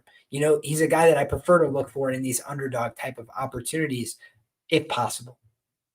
You look at Culibao, he's not putting together a positive striking differential. He's about even on strikes through his UFC sample size. His accuracy is 42%, 56% defense. Those are both numbers that compete very well with a guy like Ramos, and he's going to be the bigger guy. So if this fight plays out purely on the feet, you would think that Josh Culibao is the guy that should have an advantage. I think he's the more proven knockdown threat as well. Let me just go back and check what the knockdown rates are for these individuals so I can make sure I'm giving you guys great information. And we'll take a swig of the old coffee as well. So cheers to you guys if you got one. Lerone Murphy was able to secure a knockdown against Josh Culibao. And that's the only one that's ever gone against him so far in the UFC. He was able to secure one against Charles Jourdain. He was able to secure two against Sung Woo Choi. He just has not been able to convert them so far into, a finish. So I think that that's something he's got to work on in this, iteration, right? Trying to go out there and find a way. Hey, can I go out there and convert finishes? Can I go out there and be a guy that puts people away? And we've seen that Ricardo Ramos, he's looked good on the feet in his recent fights, right? He went out there in his last fight and he landed some good shots against Julian Erosa for a second. He was looking okay, went for a couple takedowns, and as soon as he started wrestling, he just put his head right into the guillotines. I called Erosa by round one front choke in that fight. I had said Ricardo Ramos just was grappling so soft in his last fight with Charles Jourdain, and that's true, guys. Charles Jourdain has a great guillotine, but he got it once, and Ramos got out, and Ramos got put right back in it, and he didn't even try to get out, I felt, the second time. And for me, that's just soft, right? Like, it's one thing to get caught where you get caught and there's nothing you could do. That happens. It's fighting, right? It's a two-man sport. It's a two-woman sport. Somebody catches you in a bad position, nothing you can do about it. But if you get caught and you don't try to get out, demerit for me. I don't like that when I'm trying to back you, when I'm trying to bet on you, when I'm looking for those opportunities. Danny Chavez has a win, not very good quality. Zubaira Tukhugov loss, fine, but a bunch of other guys have come in and beat Zubaira Tukhugov and have performed ably. I do agree with Thomas. Rosa just sub C-Rod. That's not the worst look. I do think that was kind of an underperformance by C-Rod. I'll be frank about that. I thought he had gassed out in the first round. And I think he kind of learned there that he needs to be at 135, frankly. But came here late. Are you going with Ramos or Kuya? I have not decided yet, my friend. So I appreciate you asking. I will try and use this rambling thought process to come up with an answer for you by the end of this. I like Culibao to win on the feet here, says my guy Champ Bets. Although I do have to worry if it goes to the ground. I think Culibao's losses as of recent are going to age very well with Lerone and Danny Silva. I actually agree with you, my brother. And I do think that Josh Culibao, he came to the UFC as a guy that had some amateur experience. He wasn't the world's highest level fighter. I think the one thing that holds him back is his athletic pedigree. He's just not the greatest athlete you've ever seen. But can he fight? Yeah, I think he can fight. I think he knows what he's doing. The Ricardo Ramos side, he's 7-5 in the UFC. Things have been kind of falling off recently for him. He beat Bill Algeo in a very close nip-tuck decision where he was able to out-wrestle him, outmaneuver him. And Bill Algeo, that's kind of been a little bit of his fatal flaw, right? Is if you can keep the cardio for all 15 minutes, you can out-wrestle him, right? It's definitely been a path to victory for people in the past against Bill. And again, so he beats Danny Chavez, Bill Algeo, Eduardo Gregori, Journey Newson. I mean, none of those wins have aged great. I think the best part of his career was back in 2018 and prior. He beat Kyung-Ho Kang via split decision, very close fight, very close grappling exchanges with a quality guy, so that's nice. He knocked out my guy, Ayman Zahabi, and that's the reason why we've gotten great prices on Ayman Zahabi ever since, right? But if you look at that fight, he hit the spinning back elbows. He was a little bit meme-like in his offense at the time. So now I just think that he's gotten a lot softer over time with how he reacts when he gets put in bad situations, when he gets put in bad positions. I don't know that Culibao necessarily is the guy to put him there. If you look at his grappling chops, he's only 1-0 career to the sub, and he submitted Melsik Bagdasaryan, who's a kickboxer, and it was a pretty opportunistic sub at that. But I think he's a purple belt at minimum in Brazilian Jiu-Jitsu. I'd have to go check. I'm pulling up his Instagram right now. And these are the kind of things I check over the course of my research process, in addition to watching the film, just trying to have an understanding of people's belt rank, how long they've been training, what their physicality and their strength and conditioning and things like that look like. So I'm not seeing immediately a picture of him, training in a gi or anything like that. But I believe, if my memory serves, that he's a brown or purple belt level jiu-jitsu practitioner. from memory. So he's not a bad jiu-jitsu player, right? He's a guy that has an idea of what he wants to do down there, and he's very aggressive. However, on the other side, Ricardo Ramos is a much more proven submission threat, 7-3 overall in his career to the submission. The front headlock, the guillotine choke has been a constant occurring problem for him, right? I mentioned the last two most recent losses, but also Manny Vasquez back in the day in the LFA was able to submit him via rear naked choke in the first round. And if you look at Culibao, his one win via submission was a rear naked choke. So I think that Culibao is going to be looking to land power shots on the feet. I think he's going to be looking to dissuade this guy from coming forward. And I think that ultimately, his best path to victory is landing those big kill shots and, putting a hurting on this guy or hopping on his back, locking him in a front headlock. You got to do something, explosive here and really prove yourself to be UFC level.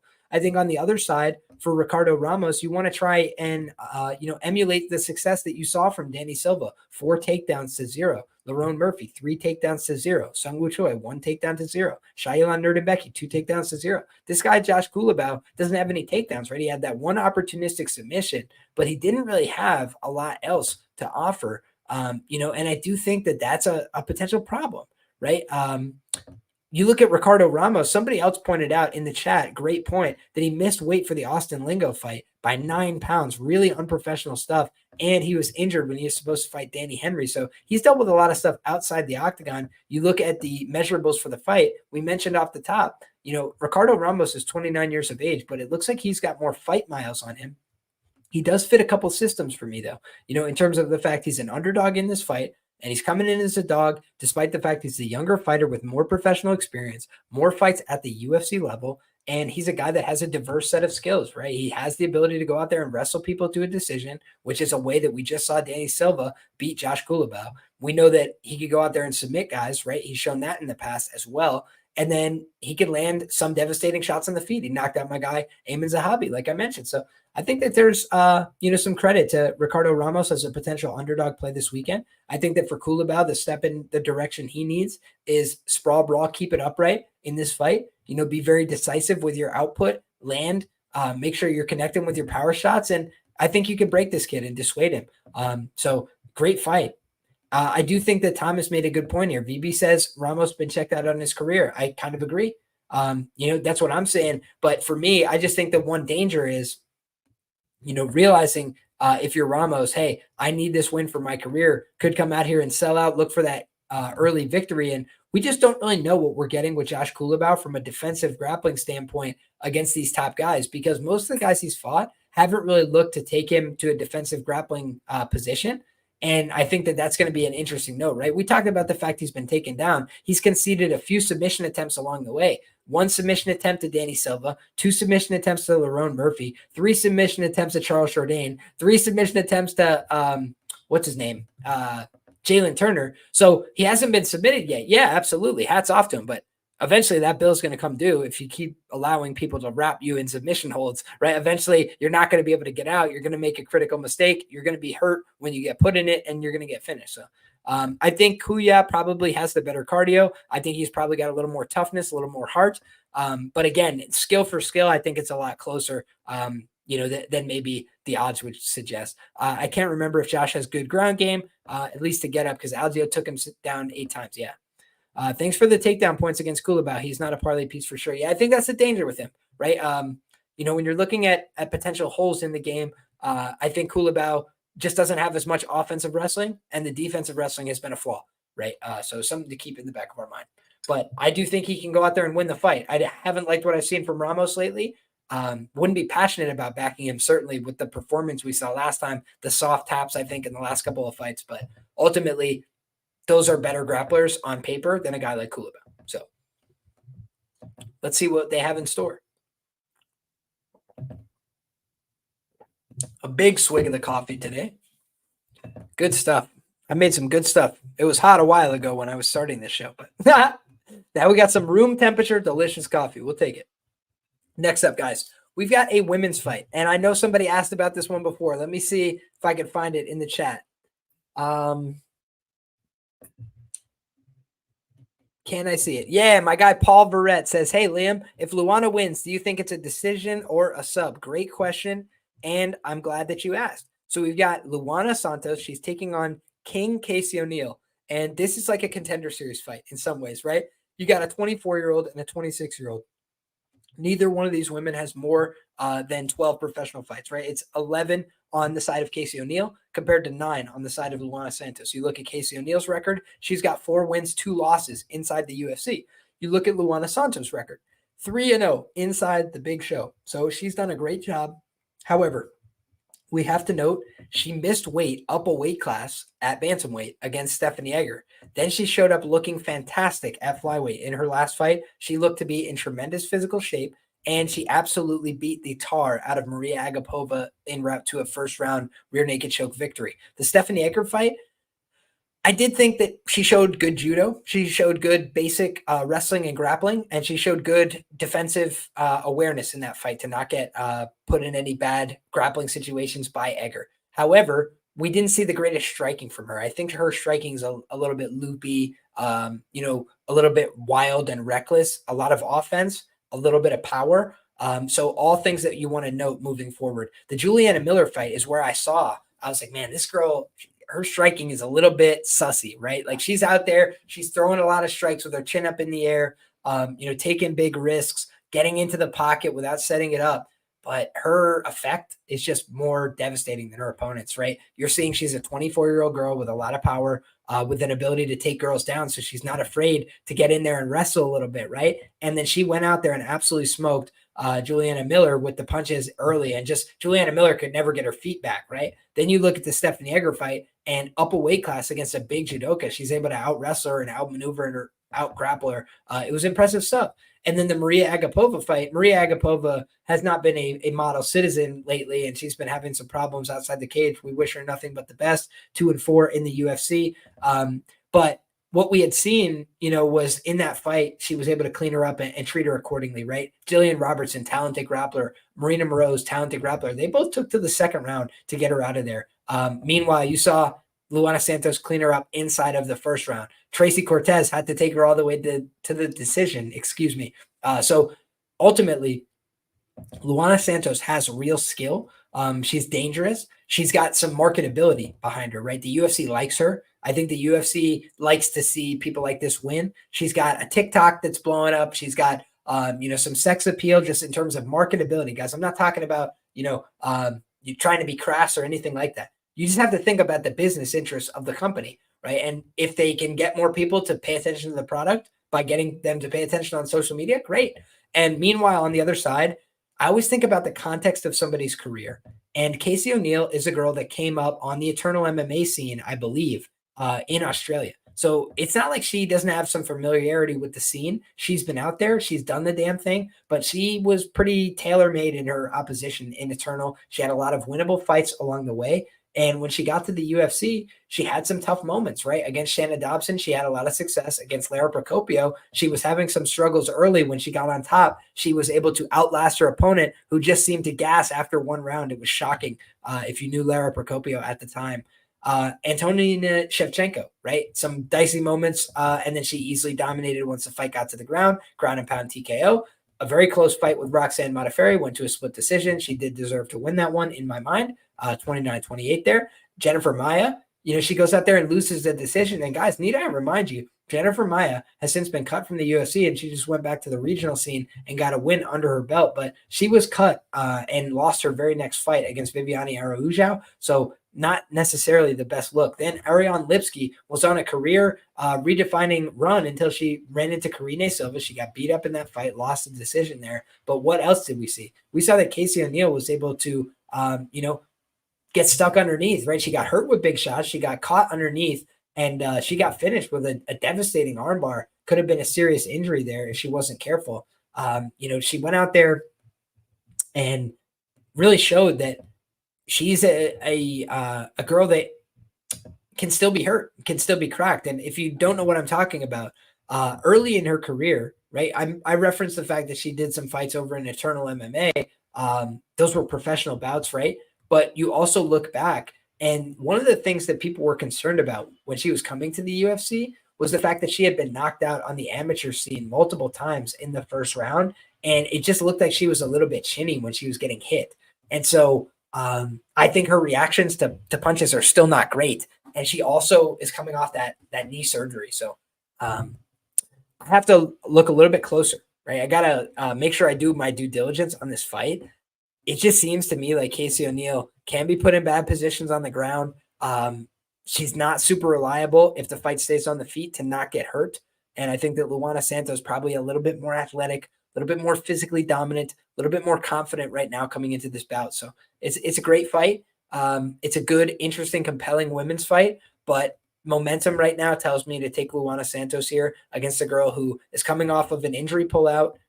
She had bladed pullout, but she came off of an injury pullout against Viviane Araújo, and then her last performance against Lipski just did not seem like she was the same girl, but we'll see how it goes, right? Hopefully she can come back and be better than she was. Our guy DG says he thinks that she's overrated.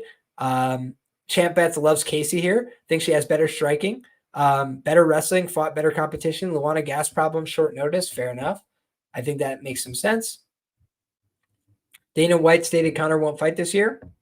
That's probably true then, which is sad. Press the like button, says my guy Alex. I'd appreciate if you do. Thank you for the support. I think Santos ITD decision, no action, -115. If it goes to decision, I favor Casey, but Santos has the finishing upside. I think that's a fair play.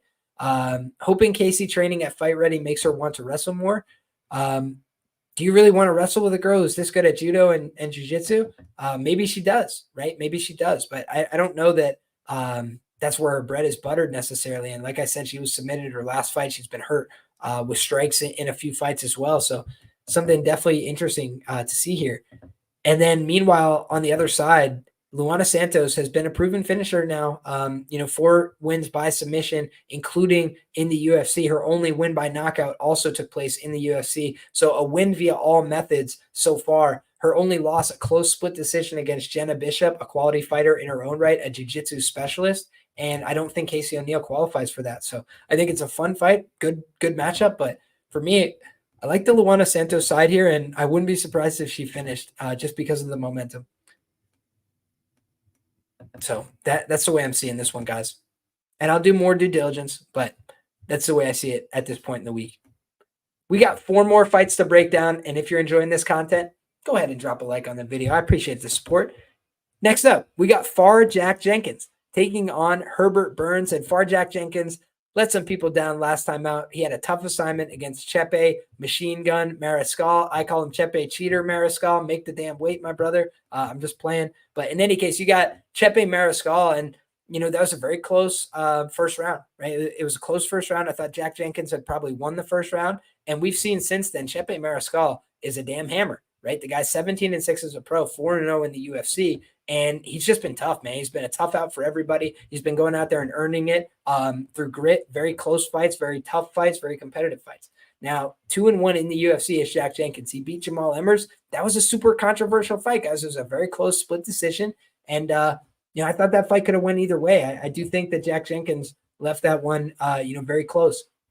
Don Shainis is a guy that has some talent, right? He's a tough guy. We'd like to see, the best for all these guys, but Don Shainis, unfortunately, was on the wrong end of a bad knockout in his last fight on the regional scene. He was submitted the fight before that in CES. He had 1 win over Robert Lustig in Cage Titans, an 8-13 fighter. But, yeah, his run in the UFC was 0-2, and he just didn't seem to be UFC level at all, and he got finished, actually, outside the UFC and by Sadiq Youssef. The only guy who did not finish him was Jack Jenkins. So I don't know if Jack has the most finishing upside I've ever seen from a fighter. He's 5-1 career to the knockout, but it just hasn't translated yet at the UFC level. Meanwhile, he got his arm snapped, so that's just kind of a tough break, right? Unfortunate, he got barreled down on a whizzer, and his shoulder went out there, which can be a problem to recover from. It can be a little difficult, so something to watch. But the other thing is, he's been armbarred before. He's been rear naked choke before. So his ground game has been a problem in the past, right? 2 losses via submission. Meanwhile, he's taking on Herbert Burns here, who is a black belt in Brazilian Jiu-Jitsu, who does have 8 wins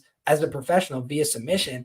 I think that is like his path to victory, right? Like I think a lot of the win condition for Herbert Burns is ITD round 1, under 1.5, and KO or sub, right? Like when you look at Herbert Burns, he knocked out Nate Landwehr, I believe, with a raised knee. And that is like the greatest win for his career because he could probably never replicate it. But he just absolutely starched the guy. And when he's fresh, he does have some idea of how to fight. The problem is he just falls apart and doesn't offer any resistance. He doesn't have the heart, the willingness to push through, even that his brother has, right? A lot of people talk about, this guy Herbert Burns really has the skill, right? Like in the gym, in these situations, when they were coming up together, they thought, maybe Herbert's the better guy compared to Gilbert. But ultimately, Gilbert's the dog. Gilbert's the one who goes through the fire. Gilbert's the one that's willing to push when things hurt and when things go sideways. And Herbert is clean. He likes everything to be perfect. And when it doesn't go that way, he checks out mentally and he gives up on the fight. So that's really hard to back in terms of money line underdogs. He's plus 600 in this spot as a result. But when you got a guy who's got 2 losses on the regional scene, via submission to pretty average level fighters, let's think about this clearly, right? Julio Arce is a black belt in Brazilian Jiu-Jitsu. He's very talented. And he doesn't get the due that he deserves, but you look at his UFC record, guys, he's 6-4 and he's fought an absolute murderer's row. His losses are to Montel Jackson, Song Yadong, Hakeem Dawodu, and Shaman Moraes. Not easy fights at all. Bill Algeo, right? Another guy that he fought and, came up on the wrong side, 5-5. He's a proven UFC level guy, right? He's just an average UFC level guy. Okay, fair enough. The wins above the replacement rate. Then he goes out there and fights, Daniel Pineda, and he ends up getting beat up in that fight, right? Daniel Pineda, another black belt, another seasoned guy, another guy who's been around for a very long time. So he's definitely a quitter. I'm saying that outright. I used to give him a little bit of the benefit of the doubt, but we've seen it a number of times. So I think this fight definitely trends towards the under. But if you look back, guys, in 2020, against Evan Dunham, he's able to rear naked choke a guy who I believe is a black belt. I have to go back and double check that, but I think that's true. Nate Landwehr, we know to be one of the toughest sons of guns you'll ever see inside the UFC. He's been beat up before, come back and starch the guy later in the fight. He's a tough bastard. He went out there and got absolutely killed by Herbert Burns. That was a couple ACL surgeries ago, though, so I don't know that he has the power anymore to do that to people. Derek Minner is a guy that made a career submitting people, right? And also fixing fights, wink, wink, nudge, nudge, for a later time and date. But 22 wins by submission for Derek Minner, 8 losses. One of those 8 losses was against Herbert Burns. He was able to clean him up. And the guys he lost to back in one championship were Movlid Kabulaev and Magomed Idrisov. Those are both good fighters, both with very good winning records, and he lost to them by decision. So at this point in his career, he is a little bit quittery. He's a little bit soft. But at 36 years of age, he is a quality black belt, and he has one path to victory. So you can look at the prop markets and kind of just shop for your way to attack the Herbert Burns side if you like it. Otherwise, I think you look at Jack Jenkins in daily fantasy. I think that you look at Jack Jenkins, to go out there and potentially get the win and the finish, which has eluded him so far in the UFC. And I think that what you could see from him is another win by knockout. Yeah, that's kind of the way I'm leaning here, right? But ultimately, you just don't want to have these kind of glaring red flags on a fighter that's minus 670, right? So I agree that it's just a question of degree, not of kind, right? We all agree Jack Jenkins should be favored here. The question is, how much of a favorite should he be? What is the actual percentage chance that he gets submitted early here, that he makes a catastrophic mistake, or that Herbert Burns is now on EPO and can actually last into the second round? So I think it's a pretty straightforward binary fight, and we'll get our answer on Saturday night. But I lean towards Jack Jenkins to get back on track there. Just think that the price is a little bit prohibitive. Next up, guys, speaking of prohibitive prices on Australian favorites, we've got the minus 1100. Big Train, Tom Nolan, taking on the Executioner, Alex Reyes. Way past his sell-by date, unfortunately, as a fighter, is Alex Reyes. He's 37 years of age, going on 38, 9-3 career to the knockout. In his last 2 fights, he's been knocked out in the first round by Mike Perry in 2017, by Charlie Campbell in September of last year. So he's a guy that has had 2 fights since 2017, and he's had a myriad of health problems. He's had a ton of things go wrong. I think that Tom Nolan is not going to cover minus 1250 in terms of long-term UFC prices. He's not a guy that you can trust at those numbers. Why? He went out there and got absolutely starched by a guy he was a heavy favorite against that he absolutely has no business losing to in that kind of fight against Nicholas Mota. He's way bigger. He's way longer. He could have hit him from further away. He crashed the pocket. He was emotional. He was arrogant, and he got humbled. He got a slice of humble pie served to him cold and direct from Nicholas Mota in the jaw. And then you look at the Victor Martinez fight. Victor Martinez is no good. And I think he landed a couple of strikes along the way as well. No disrespect. Obviously, Victor Martinez would whoop my ass. I'm talking about in the UFC, right? In the context of you're a professional fighter taking on the best guys in the world. Victor Martinez hasn't proven at all that he's of the UFC ilk. You look at his record in the UFC, it's 0-2. He got finished by Jordan Levitt via knockout. He got finished by Tom Nolan via knockout. He's not a very proven fighter at this level, right? The win over Bogdan Grad, I mean, it's a fine win, but it's nothing remarkable. It's a fine Contender Series-esque win.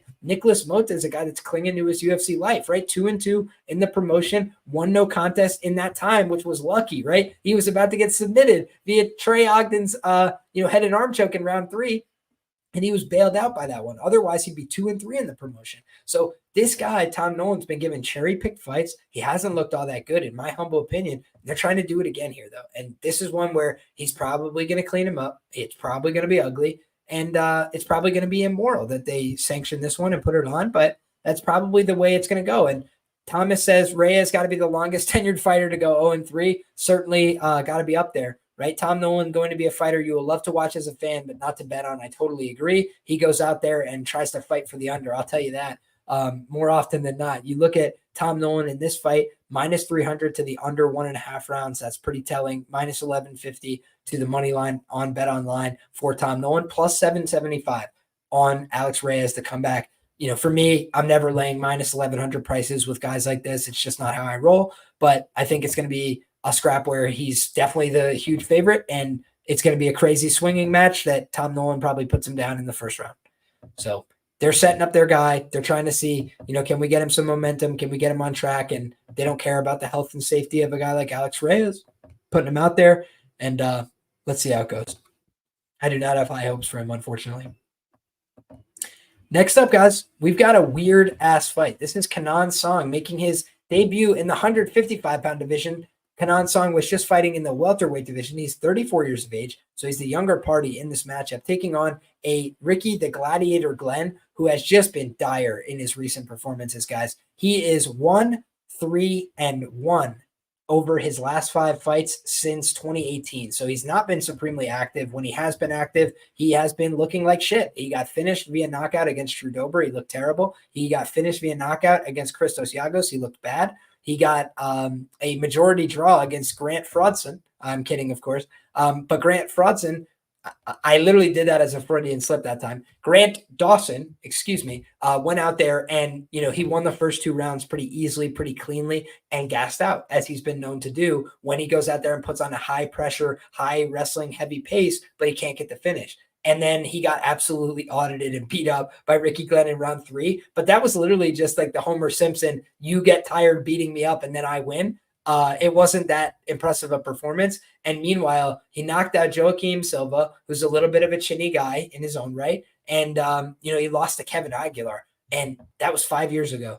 Kevin Aguilar didn't pan out in the UFC, right? So you just look at these overall fights. Giagos didn't really pan out in the UFC either, as far as I'm concerned. And that's not a great loss. To lose to Drew Dober is fair, right? Drew Dober is the all-time knockout leader in the lightweight division, but he's also a little bit past his prime. So it all tells me this guy, Ricky Glenn, is a little bit past his prime, even against other guys that are a little bit past their prime. He's not really delivering anymore. His chin is going the way of the birds, and it doesn't look good to me. 4-5-1 in the UFC. It looks like a guy who's checked out on his career personally to my eyes, right? You look at Kenan Song on the other side here.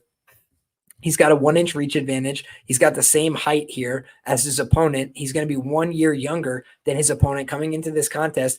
And he's 2-3 in his last 5 fights. So not a much better showing. The difference is he went out there and he fought Kevin Jusay. He lost a unanimous decision, but it was somewhat competitive, right? He had his moments there. He lost to he defeated Rolando Bedoya and landed a bunch of big shots, dropped him there, but couldn't get him out of there. He dropped Ian Gary.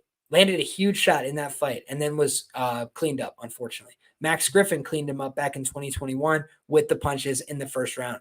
He knocked out Callum Potter. That's a nothing burger of a win. He beat Derek Krantz. That's a fine win. He lost to Morono. That's an understandable-ish loss. He beat Hector Aldana, Bobby Nash. So fine fights, right? And, he's not a bad fighter, but he's lost to small guys before, right? Brad Riddell, former 145-pound fighter, fought him at 170 and beat him. He lost to Israel back in the day. He got a leg kick finished in that fight. So he's a guy that's been around for a long time. He's had a lot of fights, 5-4 in the UFC. That's the difference, right? Ricky Glenn, 4-5-1. This guy, 5-4. I think that he's going to continue to have a UFC career, right? If you're landing knockdowns on Ian Gary at this point in your career, I think you're still with it. I think you're still game. If you're not getting finished in these losses, I think that's a good, important sign for him in his recent fights.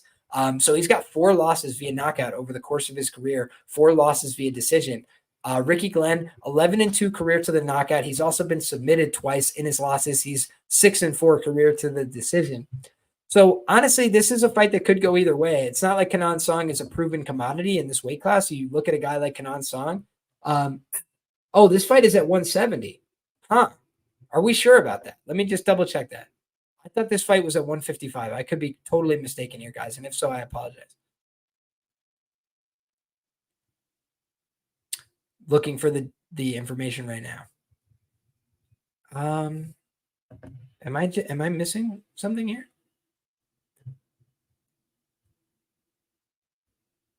Wow, yeah, this is at 170. Oh God, I think that's a disaster for Rick Glenn.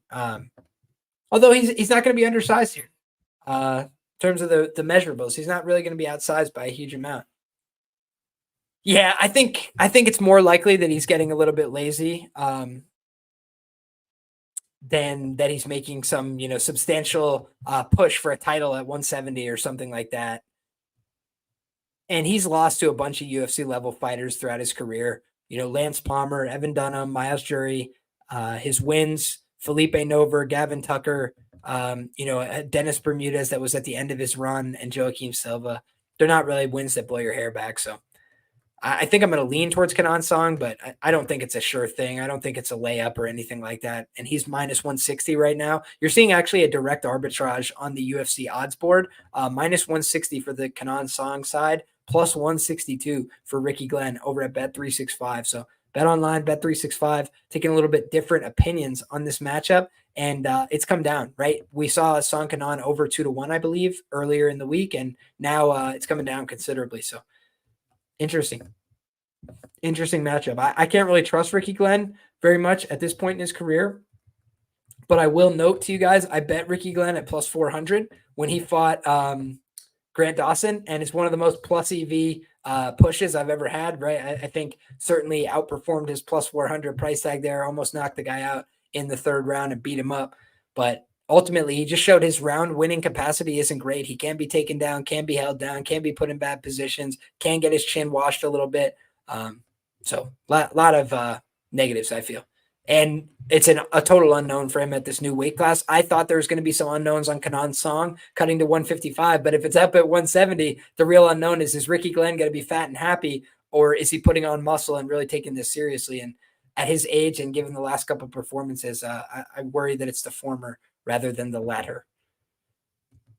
Last but not least, guys, we've got a flyweight contest leading off the affair. Stuart Nickel will be making his UFC debut, taking on Jesus Aguilar. Guys, I got to just be level with you. I have never seen Stuart Nickel fight before. So that is the tape that I will be starting my research with this week. If you guys are on the Patreon, you'll see when I write up my thoughts on his fights and what I take away from my tape study of him. I'll be doing that as soon as I get off the air, as well as some other documents for Patreon. But in any case, back to this fight. What I'm looking at is a guy on paper that's got a pretty solid and balanced resume pre-UFC, right? 1-0 career to the decision, 3-0 career to the submission, 4-0 career to the knockout. So 7 of his wins via finish. And his decision was against a 3-1 fighter, Jamie Renuoff, who's now 4-4. So maybe a win that didn't age great, but he went to the decision, earned it unanimous. And the other fights he's had, he's finished them, right? He had an undefeated Issei Kitano as his opponent last time out. He got the first finish loss of his career against Stuart Nickel. Then you look at the Dan Shield Moodley fight. 8-4 fighter, now 8-5, South African fighter. He was able to go out there and get the jump on him. So, good win there. Then he fought a bunch of guys with subpar professional records. So I don't think he's fought the highest quality competition. I will go back and watch these fights and evaluate these fighters with my own two eyeballs to see if they are quality or not, because records aren't everything. But he's not fighting guys with a lot of professional experience, right? On the other side, guys, Jesus Aguilar was dealt a little bit from the bottom of the deck, right? He comes out there and he fights Tatsuro Taira in his UFC debut. That's a tough assignment. That's a tough way to go out there and make a UFC debut, a UFC splash, right? And I said, give me Taira and under. I thought he was going to go out there and clean him up. And I thought he could clean him up on the feet. Instead, he took him to the mat and he cleaned him up there, which is where Jesus Aguilar has been dangerous throughout his career. 6-2 career to the submission and 1-0 career to the knockout. He sent Shannon Ross flying, big right hand. So he knows a thing or two about sending these Australians packing. But last time out, very close, controversial split decision against Mateusz Mendonca, and that one could have went either way. So he's a guy that could right now be 1-2 in the UFC, but he's lucky that he's 2-1 in the UFC. Then he fought Erison Ferreira on the Contender Series, went out there and gritted out a guillotine. Edgar Chairez, a guy who's had some success in the UFC, he went out there and submitted him as well in the 5th round of a title fight. So what do we know about this guy? Dangerous guillotine. That's his favorite move. He's got an ability to wrestle a little bit, shoot to double legs, shoot to single legs a little bit. Then we've seen him go out there and look for some upper body maneuvers, some clinches, some throws. We know that he can go out there and land with some decent power on the feet. He knocked out Shannon Ross, which I've said before, Shannon Ross is one of the worst chins I've ever seen in mixed martial arts, but also he connected with the very first punch of the fight directly on the chin. It was a great punch and a great setup by him as well. So I think that we've seen Jesus Aguilar, show a lot of confidence and bravado and skill in some of these fights, but he's still a guy that's a work in progress. He's still a guy that's a little bit, undersized. And we know that guys like Taira, it's not just that he was better. There was a huge level gap, and he was able to show how much of a difference there was in level of skill in a very short period of time against his opponent. So in this fight, everybody's picking this new guy coming in, 8-0, talk of the town, great resume. I have to watch it and see for myself if I believe in this kid, if I think he's the real deal Holyfield, because I do think that Jesus Aguilar is a tough guy. They didn't put him on the sphere. They didn't put him in some of these positions where, hey, you get the crowd pop, you make a little bit of an easier splash, but he's also gone out there and just done the job, right? Last time that he fought in Australia, I think it was that? That was in Las Vegas, right? Volkanovski headlined the card. That's why I couldn't remember. But that was a fight card in Vegas he was there for. So I think this is his first time fighting outside of Mexico or Vegas in a little while. So let's see how that turns out for him, right? Let's see how he's able to manage, this travel, right? You got to think about not everybody on the card has to travel. Huge travel requirement for Jesus Aguilar here. So I want to see, does he make weight? Is he feeling good? Does he look drained at the weigh-in? This is a flyweight fight, right? And, the margins for error are a little bit smaller on some of these weight cuts for these small guys. So I think that there's a lot to dig into this week. And I always say, guys, I'm going to let the research be my guide. I hope that you guys have enjoyed the show, because that's all I got for you right now in terms of this fight card, right? UFC 305. We've given you the first look. We've given you our thoughts, top line on, hey, this is how I would think about these fighters. This is how I think they interact. This is how I think the odds are relative to my expectations. But we're going to make sure that we do our due diligence, that we have our research done, that we go through the tape study, that we find out, hey, who are the market movers in terms of social media, right? Who are the people that we really have seen perform as underdogs, favorites in the past? Who are the people that we've seen do well at this location versus not well at this location? I talked about the fact Tai Tuivasa, he won 2 fights via knockout in Australia and then lost 3 fights in a row in Australia via finish. The guy's had an up and down career here. So all these different little things, any edge we could try and find, all the trends, I'm going to dig through it all. I'm going to come back to you guys later in the week for bets and banter. If you guys have suggestions for a great guest, somebody you'd like to hear from, please let me know in the comment section down below. We're still trying to figure out exactly what we're going to do for this week's show, and haven't decided yet. So I appreciate you guys. I hope that I get some good feedback down in the comment section down below. I want to thank everybody for being a part of the sharpest chat in the game. Could not do this show without you guys. I appreciate you guys for your thoughts, for your feedback. If I missed something that you said on the show today, please drop it in the comment section down below. I'd be happy to get back to it. The other thing I will say is I'm going to clip this show. I am going to post all these different clips of these fights that we talk about. If you have something that you wanted to ask that's a little bit niche or specific and it's about one fight, hey, go ahead and ask it on the clip, and I'd be happy to go back and address it and give you the answers that you're looking for. And if I don't have one, I'll let you know that too. But I'll always try my best to give you the information that you're looking for. And I think that we've tried to track down some good spots, some good opportunities, some good angles, and we've had a great framing for this week. How we're going to approach our research, what are the important questions, what are the things that we want to find out, and we're going to come back on Thursday and talk about it all again. So I want to say thank you again. God bless you all. I hope that you enjoy the fights. I hope you enjoyed the fights earlier today on Contender Series. If you're looking for more information from me, you could find it in a few different places. Number one, on Twitter, on X, free information all the time, every day about Contender Series, about UFC, I'm trying to put out things that help people win from, previous performance and odds range, how people looked in their last fight, video clips, analyzing their techniques, their tendencies, things that will help you try and find winning angles in these fights, whether you're with me or against me, right? Same thing on Patreon. What I'm doing each and every week is I'm putting together my plays. I'll let you guys know, hey, this is what I'm betting. This is why I'm betting it. But it goes a lot further than that, right? I write up every single fight on the card every single week, what I think is going to happen, why, what the odds are right now, what the context is coming into the fight. And I also do the performance and odds range, the social media A sides, all these different things that try and give us an edge in the market. So again, whether you're with me or against me, I hope that you come out of these shows better informed. I hope that you guys find entertainment in the conversation, and I can't wait to break it all down with you again on Thursday. So thanks again, folks. We'll see you then. Come back next time. We're having all the same fun. Thanks, folks. And thank you to our sponsor over at Fight Numbers. I want to just say that. Thank you to Fight Numbers. Great numbers that help me get a winning edge on my positions.